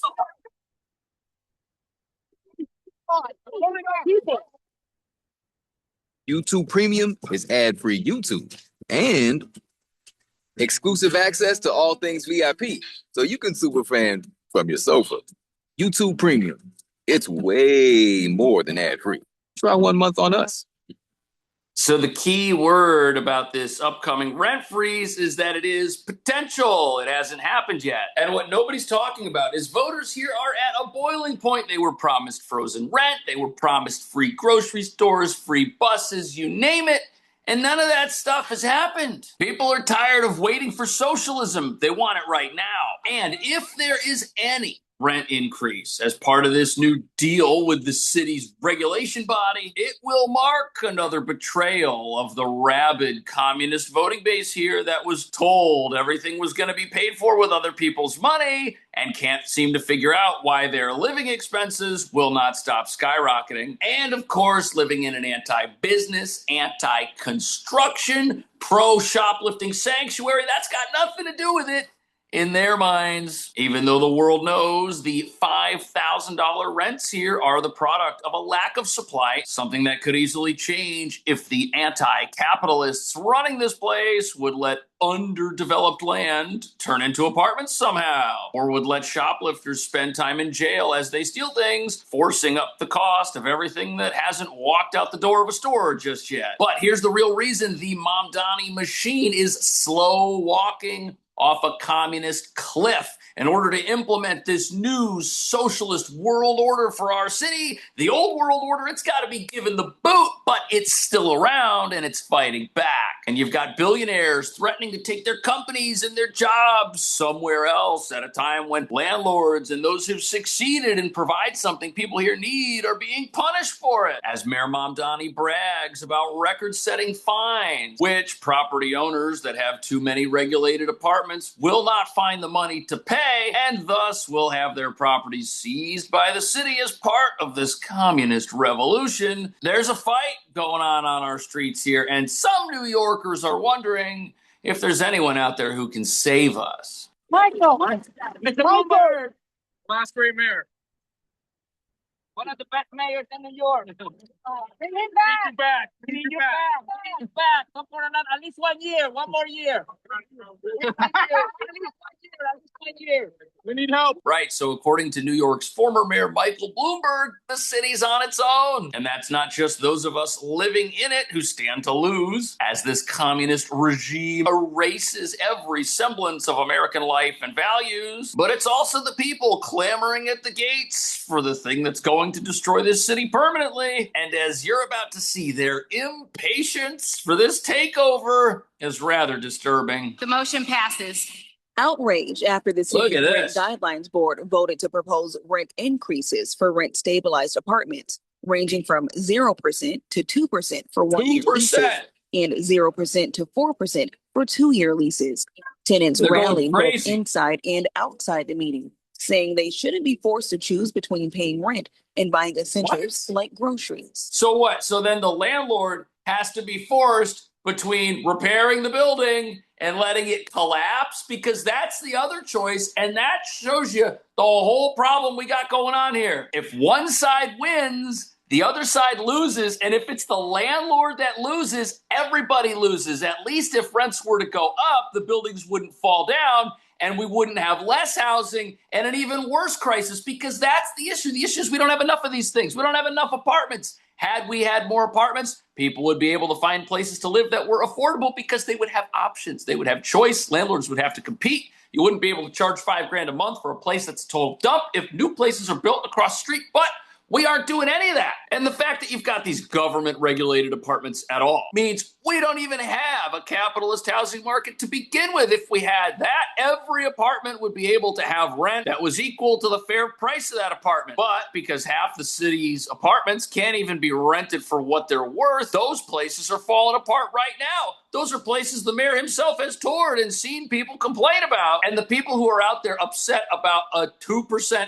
rent increase on something that's $1,000 a month or less, these folks don't understand that, sadly, if this happens, there's just going to be more chaos. Even though we've got a living, breathing example of this right now. Watch this. Here's a New York City lesson for you. And timing matters because history is about to repeat itself. New York City kept the subway fare at a nickel for 44 years. Oh, from yeah? 1904 to 1948. So instead of adjusting the fare, they deferred maintenance, skipped repairs, and starved the system of money year after year. Oh. What happened next is the government stepped in and spent billions on what years of underfunding had destroyed. And today, you're still paying $3 a ride for a subway that's unreliable. Look at that. So our subway is like a bunch of government-regulated apartments with frozen rent because the subway fare was frozen. And what happened? The whole thing collapsed and imploded around us, and it's right back to where it was. The fares keep going up.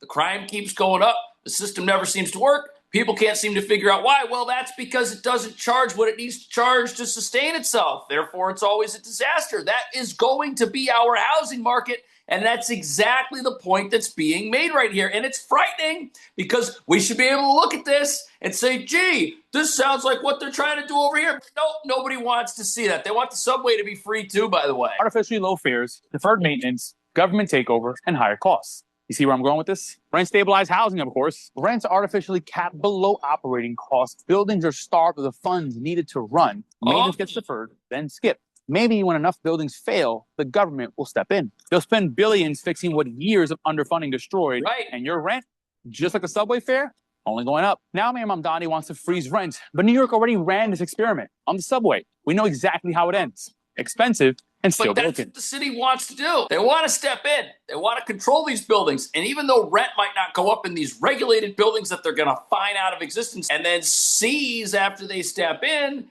because those houses are off the market, because they crumble or the tenant never moves out, regardless, they're eliminating apartments. This is a scheme to eliminate housing, which means the housing that's left that is free market, what's going to happen to those rents? It's going to go straight up. And it is. Right now, rents are $5,000 a month on average in certain parts of town. That's totally unaffordable. Nothing about freezing the rent is affordable because the best thing it can do is eliminate housing for everyone. But what about this idea that if somebody lives in an apartment now, they should be able to pay for that apartment in perpetuity and live their life, and the landlord shouldn't have any control over it? What about that? Forced to choose between paying rent and buying essentials like groceries. And I'm on a fixed income. I still got to pay 40% of my income goes to rent. And then I still got to pay medical, my drugs, my food, all the other expenses. Many of us are operating very old rent stabilized housing.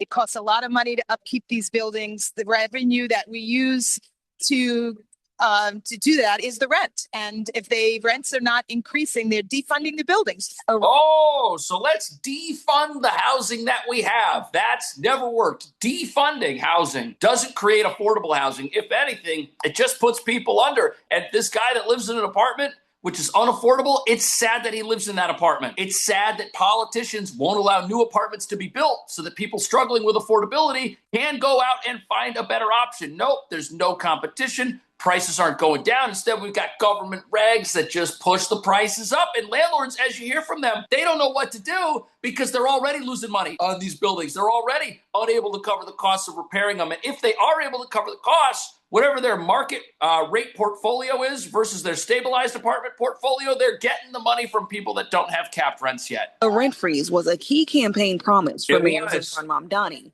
with average rent in New York City topping $3,000 every neighborhood. according to Zillow.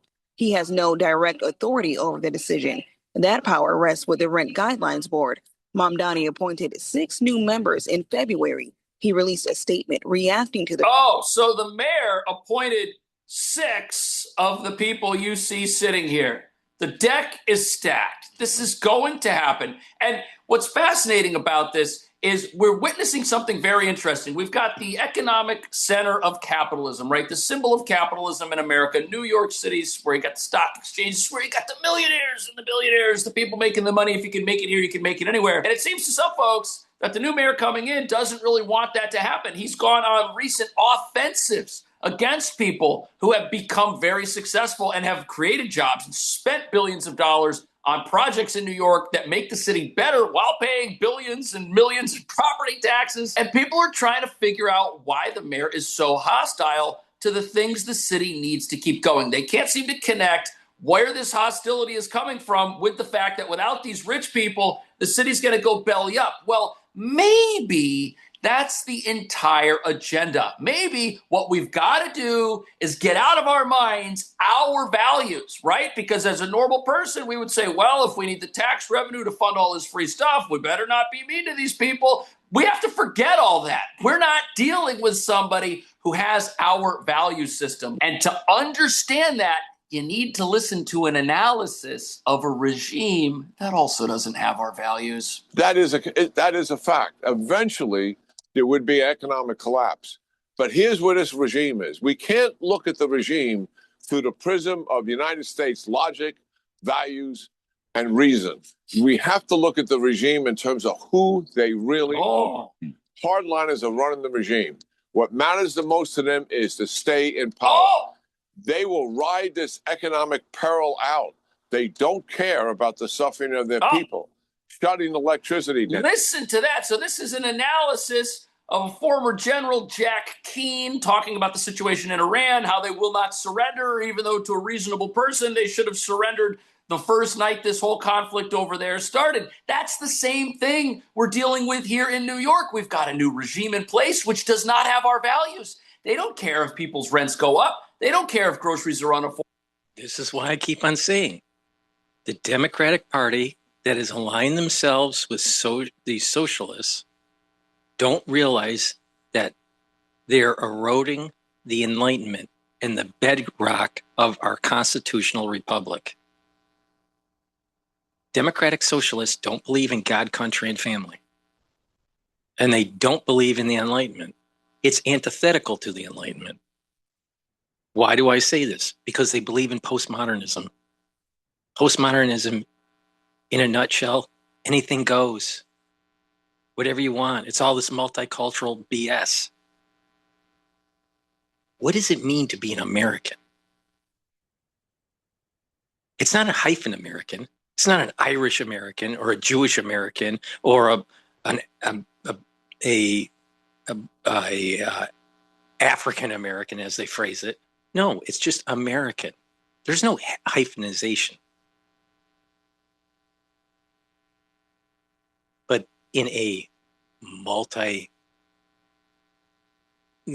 point universe of the postmodernism, that anything goes, everything's relative, you start having social decay. Because where's the virtue? What is anchoring virtue? What is anchoring morality when anything goes? See the problem? Social democrats will destroy this country. And people that are intelligent or care about the country and the well-being of a future generation needs to push back. We cannot allow democratic socialists to take control of local, state, or federal positions. Centrists, conservatives, even slightly left of center, need to push back against these democratic socialists because they are destroying the country. Now just use logic. There's not a communist country out there that actually has civil liberties, and has a productive economy. All right? We're the best show in town, the United States. It's not China. All right? If that was the case, then why is there so many Chinese students coming to America to be educated and trying to stay? Because China's a shithole. People need to push back. Well, all they care about is giving the old world order the boot so that they can come in and totally remake this place. They will ride this out. And to them, if a bunch of millionaires and billionaires vanish, if their businesses go belly up, that's fine. You know why? Because it means that those people are going to be gone. They're not going to be around to oppose them any longer. And the people who stay are already voting for communism, already want more help from the government. They're just going to cry out for more of it. And this may set up an eternal socialist power structure in New York that sticks around for a few decades or longer. And this is how you have to look at Mamdani. You can't look at him and say, well, what would a reasonable person do? Because his values are reasonable to him, but not to us. And we can make a huge list of everything that's happening to the Iranians in terms of the economic peril and the suffering is about to take place. But you have to, again, recognize who are we really dealing with here. The guys running the regime, all they care about is staying in power. They don't care about their people. They've demonstrated that time and time again in terms of their economic peril that they put them in to make certain they stay in power. So they... Hi, it's Leve. Check out my new music video, Mad Woman, on YouTube. Your one-stop... in their minds can outlast us. Right. And look on the screen right here. Everything happening over there, their economy collapsing. We're going to see similar stuff in New York, maybe not to this same degree, but the housing price is going to go the same direction these arrows are pointing. The grocery prices are going to go the same direction. Things are not going to get more affordable as the government shuts down businesses, kicks out its achievers, and tries to take over. But that is the entire purpose of this. The entire purpose of this is to outlast the opposition, to win elections, to establish a permanent power structure that can never go away and never be defeated. And after Mayor Mamdani gets reelected, he can choose a successor and then use the platform that has been built in New York to catapult himself to something else, maybe a higher office in the United States government somewhere. Maybe he could be a senator, a congressman, maybe a governor, who knows? But this is what we're looking at here. A replacement power structure and voter base is being set up, which does not have our values, which values socialism instead of capitalism. And the goal here is for that to be the dominant force here forever. He released a statement reacting to the proposal, saying, New Yorkers are being crushed by the cost of living and they need real relief. I'm encouraged to see the board taking seriously the data around affordability, operating expenses, and the pressures facing both tenants and small property owners. I mean, that's an eloquent statement, but it's factually incorrect. If landlords are already underwater on their apartments, if they're already not earning enough money to fix up their buildings, then we're not taking seriously the expenses involved in this at all. It sounds good. It sounds like the mayor cares about both sides of the issue. But what's interesting here is we only get statements like this after we realize there's a problem. We get statements that come out and say, hey, oh, the mayor's actually pro-business. Oh, actually, he doesn't want to defund the police. Oh, no, actually, he doesn't have such a viewpoint on such and such an issue. We always get that as a reaction to something that comes out where he says he's going to freeze everybody's rents, where he says he wants to confiscate buildings with fines and stuff like that. It's always a reaction, which shows you where this is headed. He goes first and then tries to back off, and goes first and then tries to back. It's like we're being led somewhere with all of this rhetoric, and no one can stop it. It's going to happen. People are going to wake up one day and wonder, oh, gee, how did we get here? Well, this is how. A little better with having 0% included now.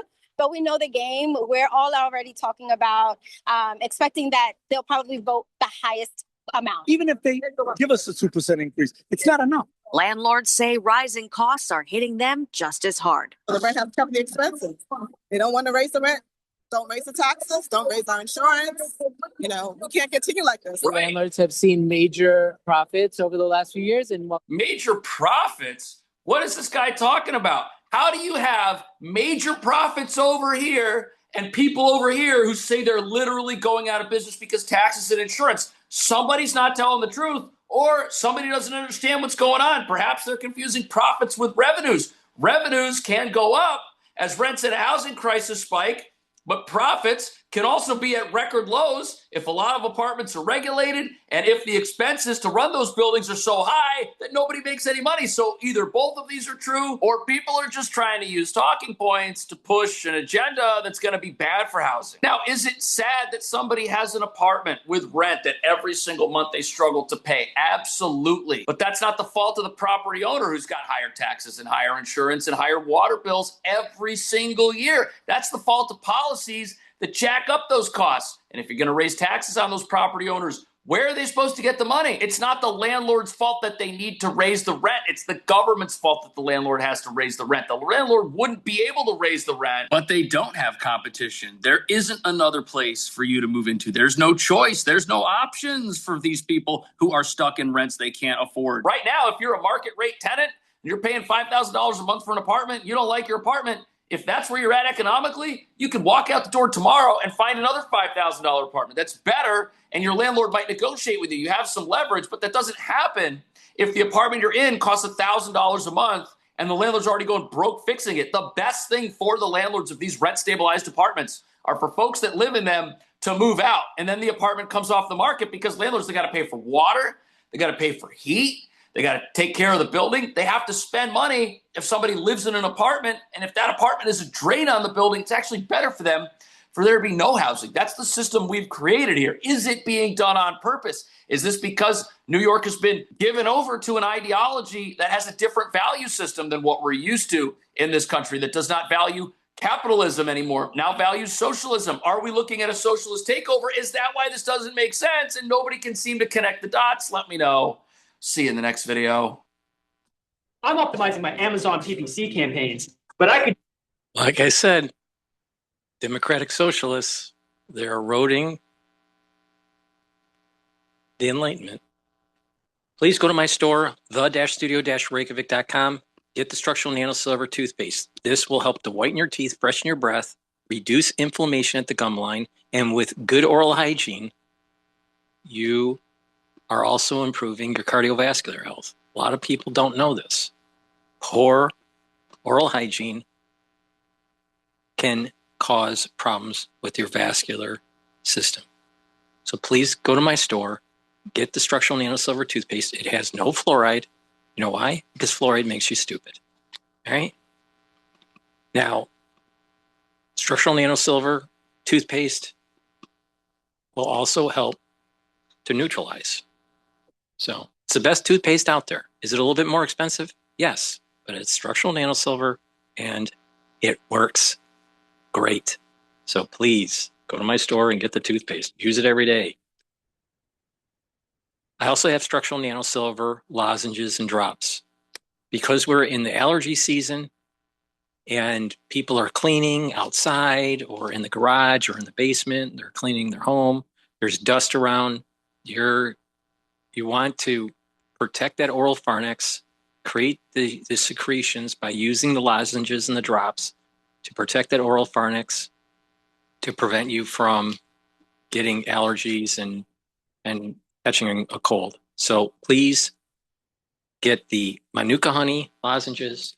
I also have orange splash lozenges fortified with vitamin C.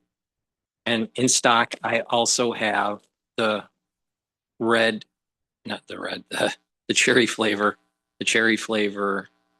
drops, structural nanosilver. And again, this is great for cleaning.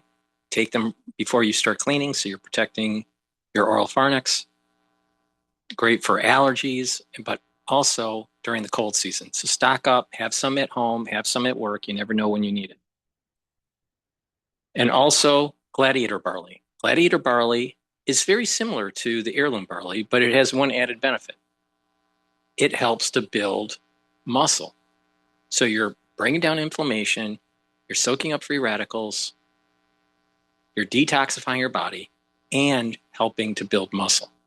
So this is a month supply. Get the gladiator barley, and either the gladiator barley or the heirloom barley can be stacked with Boomer Boost to get added benefits to help slow down the aging process. And by taking the Boomer Boost in the barley, you're helping control your A1C levels. So you're helping prevent diabetes. most people need to realize here, in the United States, most diseases are self-induced. Now, some people will say, well, they got a predisposition because of some genetic thing. Well, maybe, but that's not very often. And just because you have a predisposition genetically doesn't mean you have the epigenetics to lead to the disease. So there's an environmental component to it too. But most of the big diseases in the United States, cancer, heart disease, diabetes, most of it is self-induced. That's the fact. So if you want to reduce your healthcare costs, you need to invest in your health by taking the proper supplementation, changing your lifestyle, and realizing when you look in the mirror that your health, most of it, is your own doing. It's that simple. But most people want to just kick the can down the road, blame it on someone else. People were mentioning in Cash Jordan's video that they can't afford healthcare. Probably because he, has to take medication for heart problem or whatever. You can literally, if you follow my advice, chances are, if you do a little bit of cardio training and resistance training and take the proper supplementation, get the proper sleep, eat properly, stay away from processed foods, chances are, if you pay attention to me, you'll never have to take heart medication your whole life.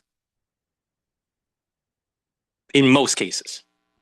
Now, there are some people that it may have to, but in most cases in the United States, so if you want to lower your personal healthcare costs, you should invest in your body and do exactly what I just said. Or you kick the can down the road and then you're on pharmacopoeia and healthcare costs start to increase because so many people are on it. And then people whine about how much your healthcare costs are. You won't need the healthcare if you pay attention to me. If you watch people that are centurions that actually had the blue zone diet and had moderation and exercised, regularly and was an active person, they're not taking metformin or any beta blockers or anything. They're taking nothing. So wait a minute here. Our lifestyle in the United States is causing disease. And people are complaining that they can't afford healthcare. If everyone did what I'm saying to do in the United States, our healthcare costs would go down by tens of billions of dollars. Well, no one wants to pay attention. It's all right, because I know what's right.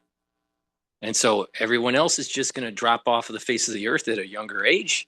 Well, you're going to have people that do listen that actually are going to be more productive and not have to be on pharmacopoeia. But it's your choice. It's a free country. All right, we're going to go back to Bloomberg here. But before we do, make sure you go to my store, the-studio-reykjavik.com, and use discount 5. I want you to save some money.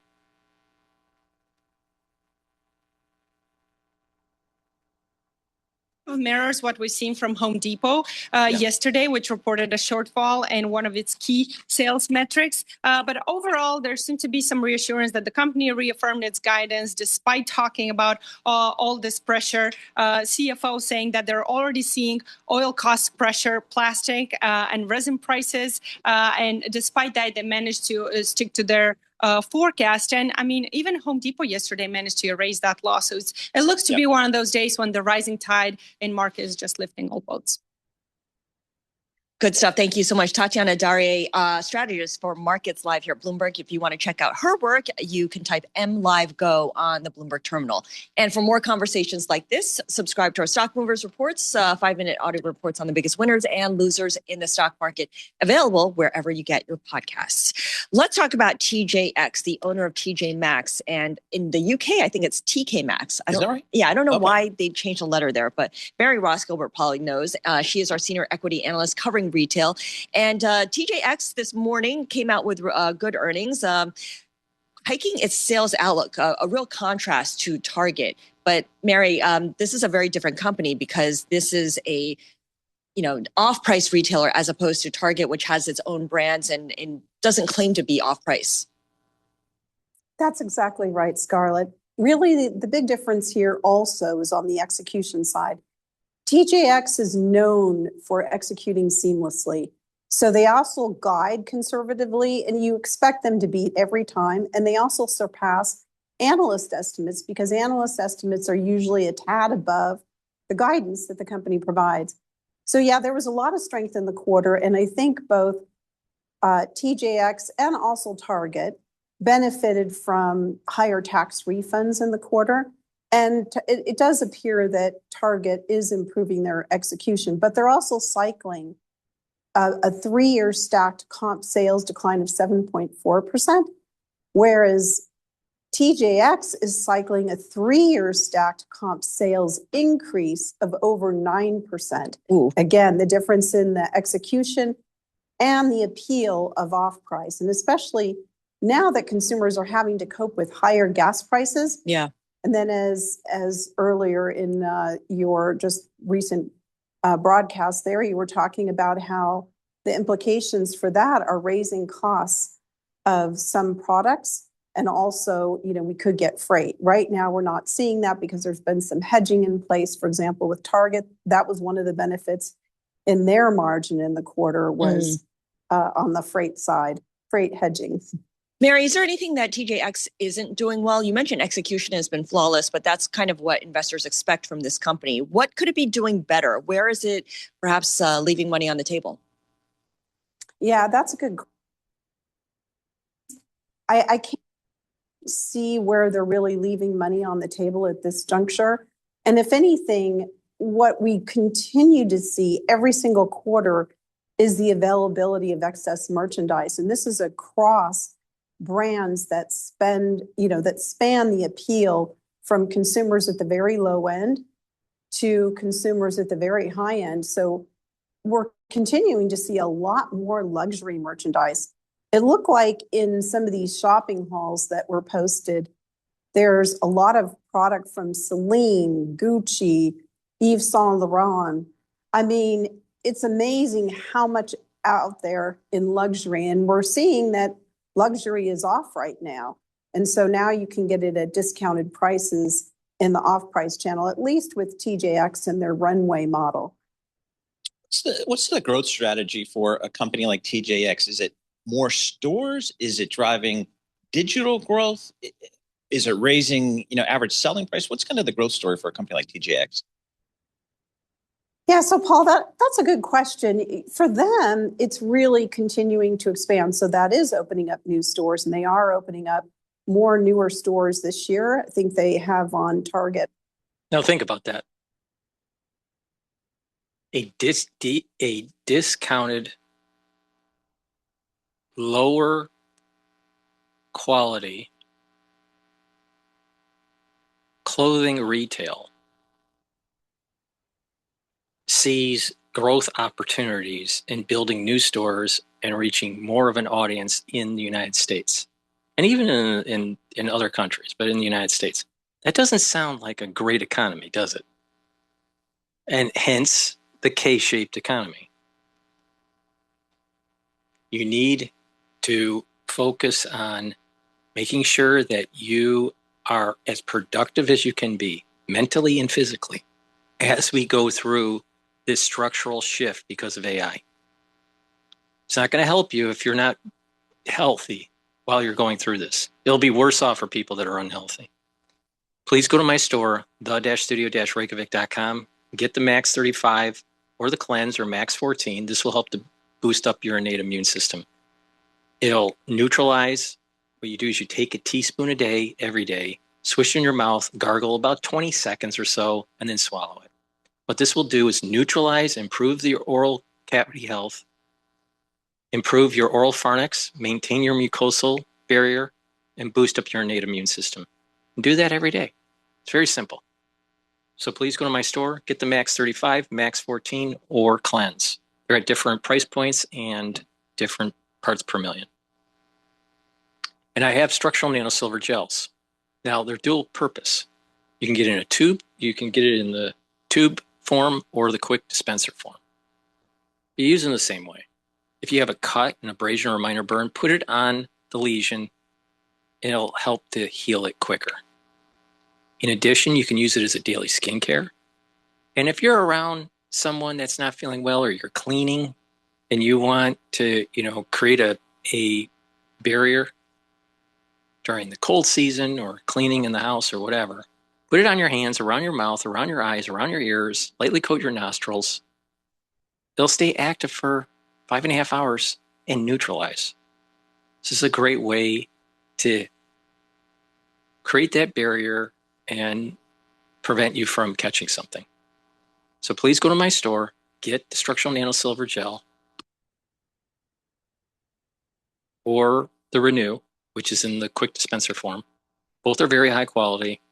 Have some at work, have some at home. You never know when you need it. But when you need it, make sure you use it. Please go to my store, the-studio-reykjavik.com. All right, let's listen into Fox News. There's a developing story talking about how Israel is preparing to resume war with Iran.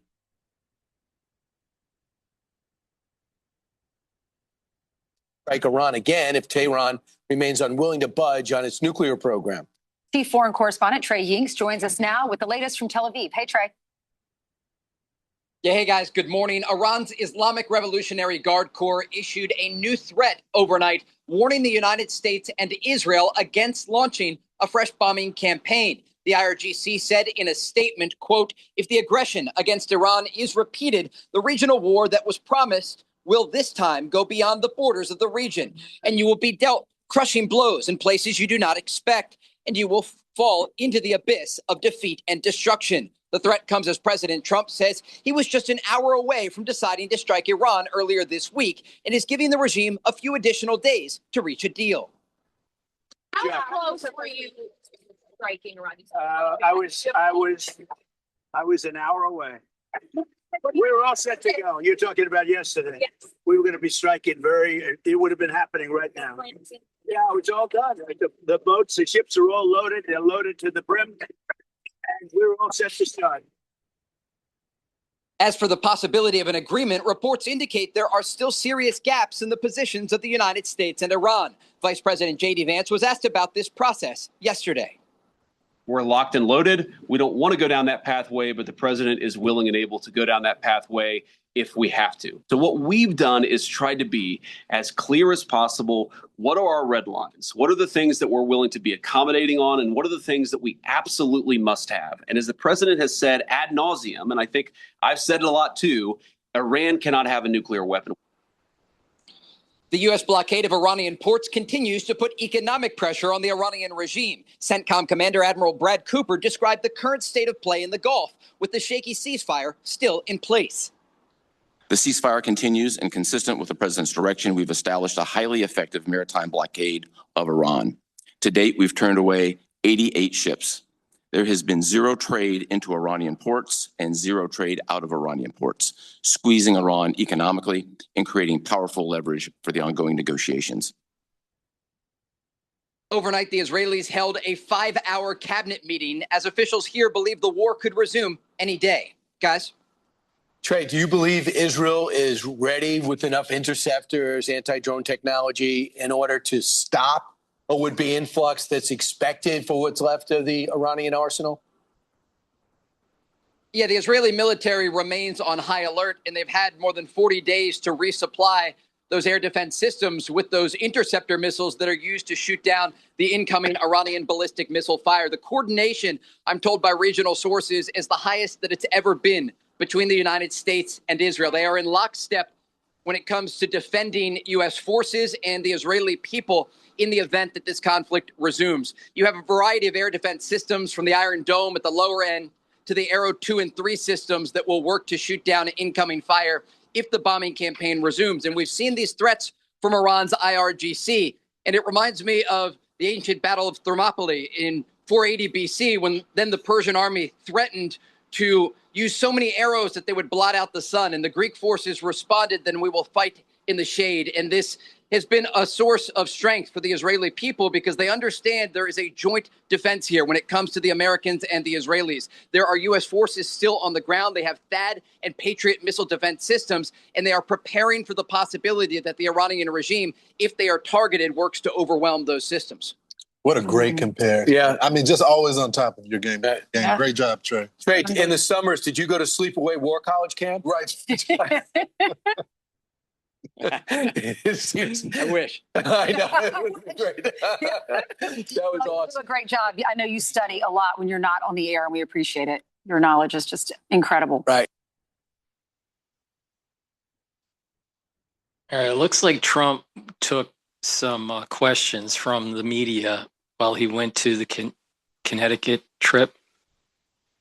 But before we do that, please go to my store, the-studio-reykjavik.com, and get the collagen. This will help to remodel your joints and improve the cushioning of the joint, improve the cartilage. This is perfect for someone that has a sports injury or just regular osteoarthritis. If you have some arthritis that's going on because you're getting older, you have a sports injury, take this every day. You can stack this with the collagen, and this will help to remodel the joint and improve movement and articulation.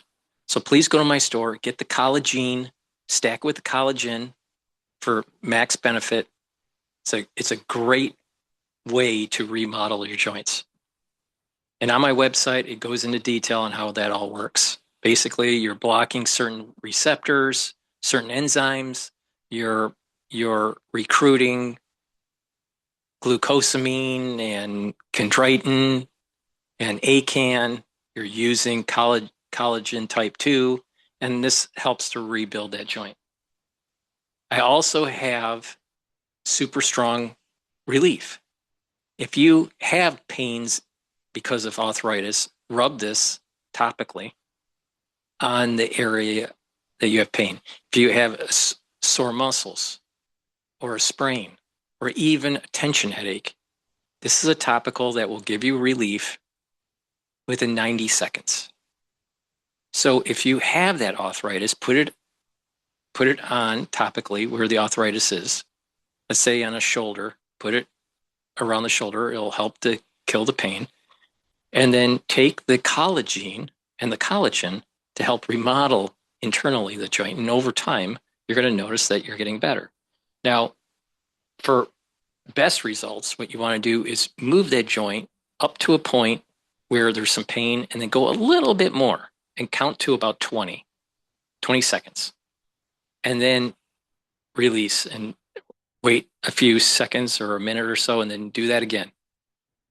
Go up to the point where there's some sort of pain, go a little bit more, and do that every day, twice a day, 3 times a day, something like that.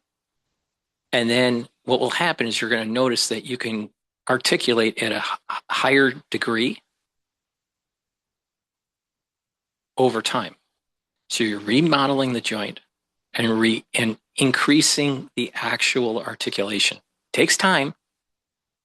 Earlier that you start trying to rehabilitate the joint, the better, but it can be done. So please take my advice. Go to my store, the-studio-reykjavik.com. Get the super strong relief to kill the pain. Get the collagen and the collagen to help remodel the joint, and do that simple exercise where you just open up the joint, either in a flex or an extending position, up to the point of pain, and a little bit more, and count to 20 seconds. And do that 2 or 3 times a day. Do that every day, and you will notice within a short amount of time that you're going to be able to open up the joint more without pain. So please go to my store, the-studio-reykjavik.com.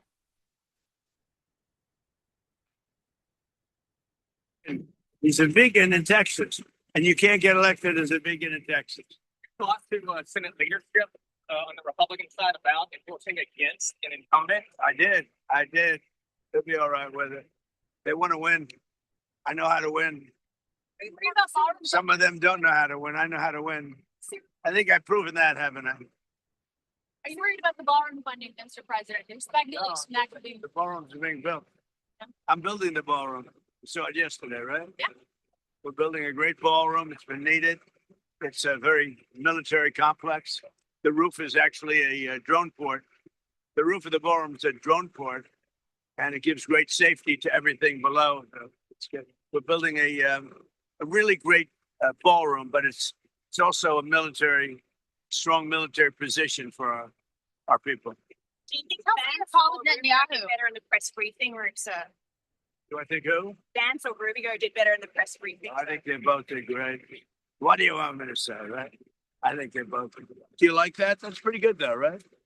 I think they both did good. I watched both of them. So, both very good men, really are. Do you have a problem with Prime Minister Netanyahu? But her husband votes against me all the time. Can you imagine? I don't know what's with him. You better ask him what's with him. Her husband, she's married to a certain congressman. He votes against. He likes voting against Trump. You know what happens with that? Doesn't work out well. I don't know why he does. But. Mr. President, are you going to Taiwan? Do you have any plans to call President Lai before you make your decision on the arms deal? What? Do you have any plans to call President Lai of Taiwan before you make a decision on the weapons package? Well, I'll speak to him. I speak to everybody. We have that situation very well in hand. We had a great meeting with President-Xi. It was amazing, actually. It was amazing. Many of you were there. We'll work on that, the Taiwan problem. What have you said to Prime Minister Netanyahu about Iran and how long to hold off on strike? He's fine. He'll do whatever I want him to do. He's very, very good man.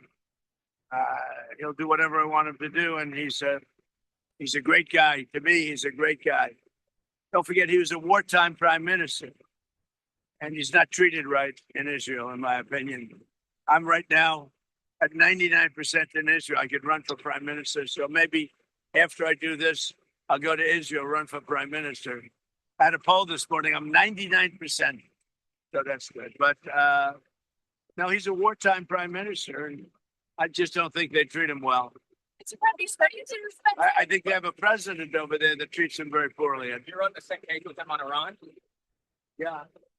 Have you spoken to anyone about replacing Lauren Boebert? After she, if somebody comes along, I'd look. It's a little late in the race, but if somebody comes along, I'd look. Second. Poland troops. Do you see yourself in him at all? A former reality TV star? No, I'd like to see him do well. He's a character. I don't know him. I assume he probably supports me. Does he support me? I think so. So yeah, I heard he does. I heard he's a big MAGA person. He's doing well. I don't know. If you have a rigged vote out there, that's the problem. The votes are rigged. You have a really rigged vote in California. You have all the mail-in ballots, everything else. Very hard to win because the elections are very dishonest. If we had Jesus Christ come down and count the votes, I would have won California because I do great with Hispanics. But it's a rigged vote. They said that 38 million votes. Nobody knows where they're going. Of course, the Democrats do, I guess. But disproportionately, Democrats get many more votes. Some get 8 votes. They get 8 cards, and Republicans have to call in, where's my card? It's a rigged system. One of the most, not the worst, I'll give you a list. Maybe I'll do my list. But California's one of the most dishonest states for voting. What's your message to the cadets today? Just enjoy your life, enjoy it. They're great guys. It's my second time at the Coast Guard Academy. They're great guys. We like them. You don't realize how important Coast Guard is until you have a hurricane.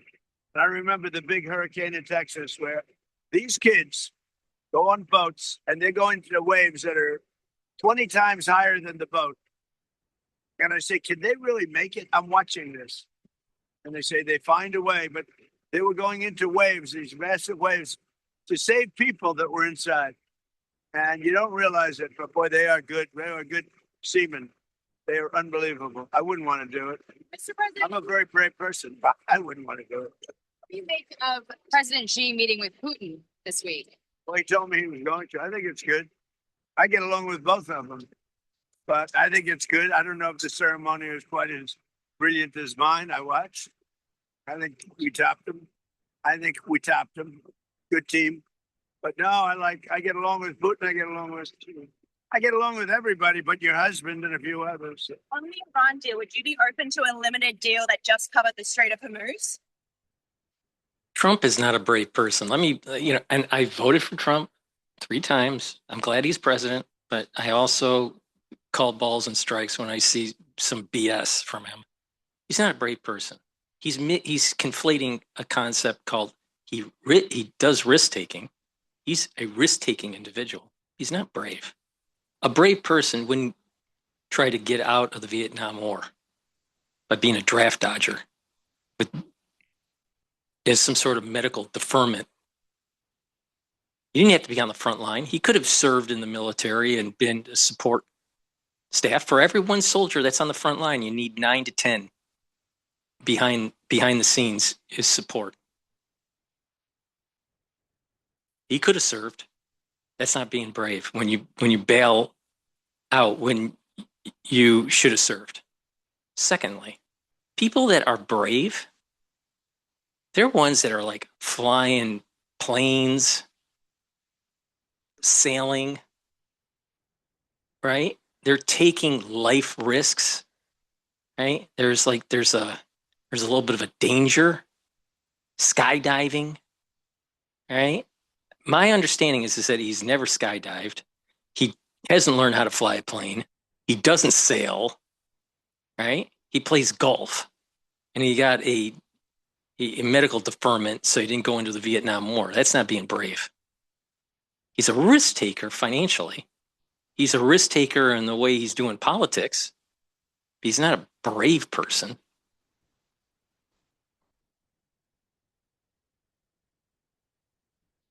What does that mean? On Iran, just a limited deal, just for a longer ceasefire. We'd have to open the strait. That would open immediately. So we're going to give this one shot. I'm in no hurry. You never think, oh, the midterms, I'm in a hurry. I'm in no hurry. Ideally, I'd like to see few people killed as opposed to a lot. We can do it either way, but I'd like to see few people killed. I just wonder whether or not they have the good of the people, because some of the things they're doing to me means they don't have the good of the people, and they have to have the good of the people. There's a lot of anger now in Iran because people are living so badly. There's a lot of foment that we haven't seen before so much, and we'll see what happens. Is it taking longer than you expected it would to make a deal with Iran? Well, let's put it this way. You were in Vietnam 19 years, right? You were in Afghanistan and these other places 10 years. You were in Iraq. How long were you in Iraq? 12 years. You were in Korea for 7 years. World War II is different. That was 4 years. I'm in for 3 months. And much of it's been ceasefire. So, and you know what? You lost hundreds of thousands of soldiers in these various wars. In 2 wars, Venezuela, where we lost nobody, and here, we lost 13 people. Now, 13 people is 13 too much, but we lost 13 people. In other wars, you lost hundreds of thousands of people. So people don't like it when you say, oh, do you know you've lost 13? We've lost in 2 major wars. We took over Venezuela. We essentially took over Iran, and we've lost so far 13 people. Somebody else would have lost 100,000 people. Okay. But I get a kick when I look at somebody on television. He's lost 13 people. I lost 13 people. They lost 13 people leaving an airport. Obama, 13 very good people that I got to know their families. So what we've done is amazing, and we have them decimated.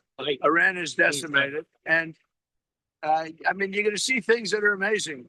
You're going to see a lot of amazing things over the next 3 years for our country. And I'd like to talk more about the economic, because we have $18 trillion being spent, and no country's ever had anything like that. We have car plants pouring in from Mexico, Canada. They don't want to be there. There's no reason to be there because they want to sell to our market. We have car companies and plants coming in from Germany, from South Korea, from Japan, coming in by the billions. And they're being built now. You're going to see things that nobody thought was possible. DOJ. You're gonna end up saying he's the greatest president that ever lived. Goodbye, everybody. He told me over the weekend, Mr. President, he suggested that there's still people in your DOJ and FBI that are waiting you out. They're waiting until your administration is over to get back to work. Do you think those people are still in the DOJ and FBI? I hope not. Well, we're going to seek them out. We'll seek them out. We'll get rid of them. Okay? Because you have in every agency, you have scum. And certainly they did in the FBI and DOJ. But Todd Blanche is doing a fantastic job. Cash is doing a very good job. So we will prevail. I've been standing here a long time with you, many years, right? And they've been saying, I think it's it. I think he's trouble. Here I am, you know. It's a very constant situation. But I think you're going to find that we have great people in the FBI and we have great people in DOJ. Todd Blanche has really been doing a great job and a lot of things to come. We have a lot of things that are coming right now. It's going to be great. Our country is doing well. Thank you very much. Thank you, Mr. All right, that's the end of the broadcast for today. Thank you for joining. I greatly appreciate if you share the links, click the like button, make sure that you follow me on the different channels, YouTube, Brighteon, Bitchute, and Rumble, Substack. If you want to help support this free news coverage that I do, please be a paid member to my Substack channel, my Patreon channel, or donate. You can donate through Stripe, PayPal, or buy me a coffee on my website. And it helps support this free content that I provide. Thank you for listening, and take my advice. Get healthy. I'm giving you the recipe. All you got to do is just follow the advice. Go to my store, the-studio-reykjavik.com. You can slow down the aging process and improve your different organ systems so you can get healthy.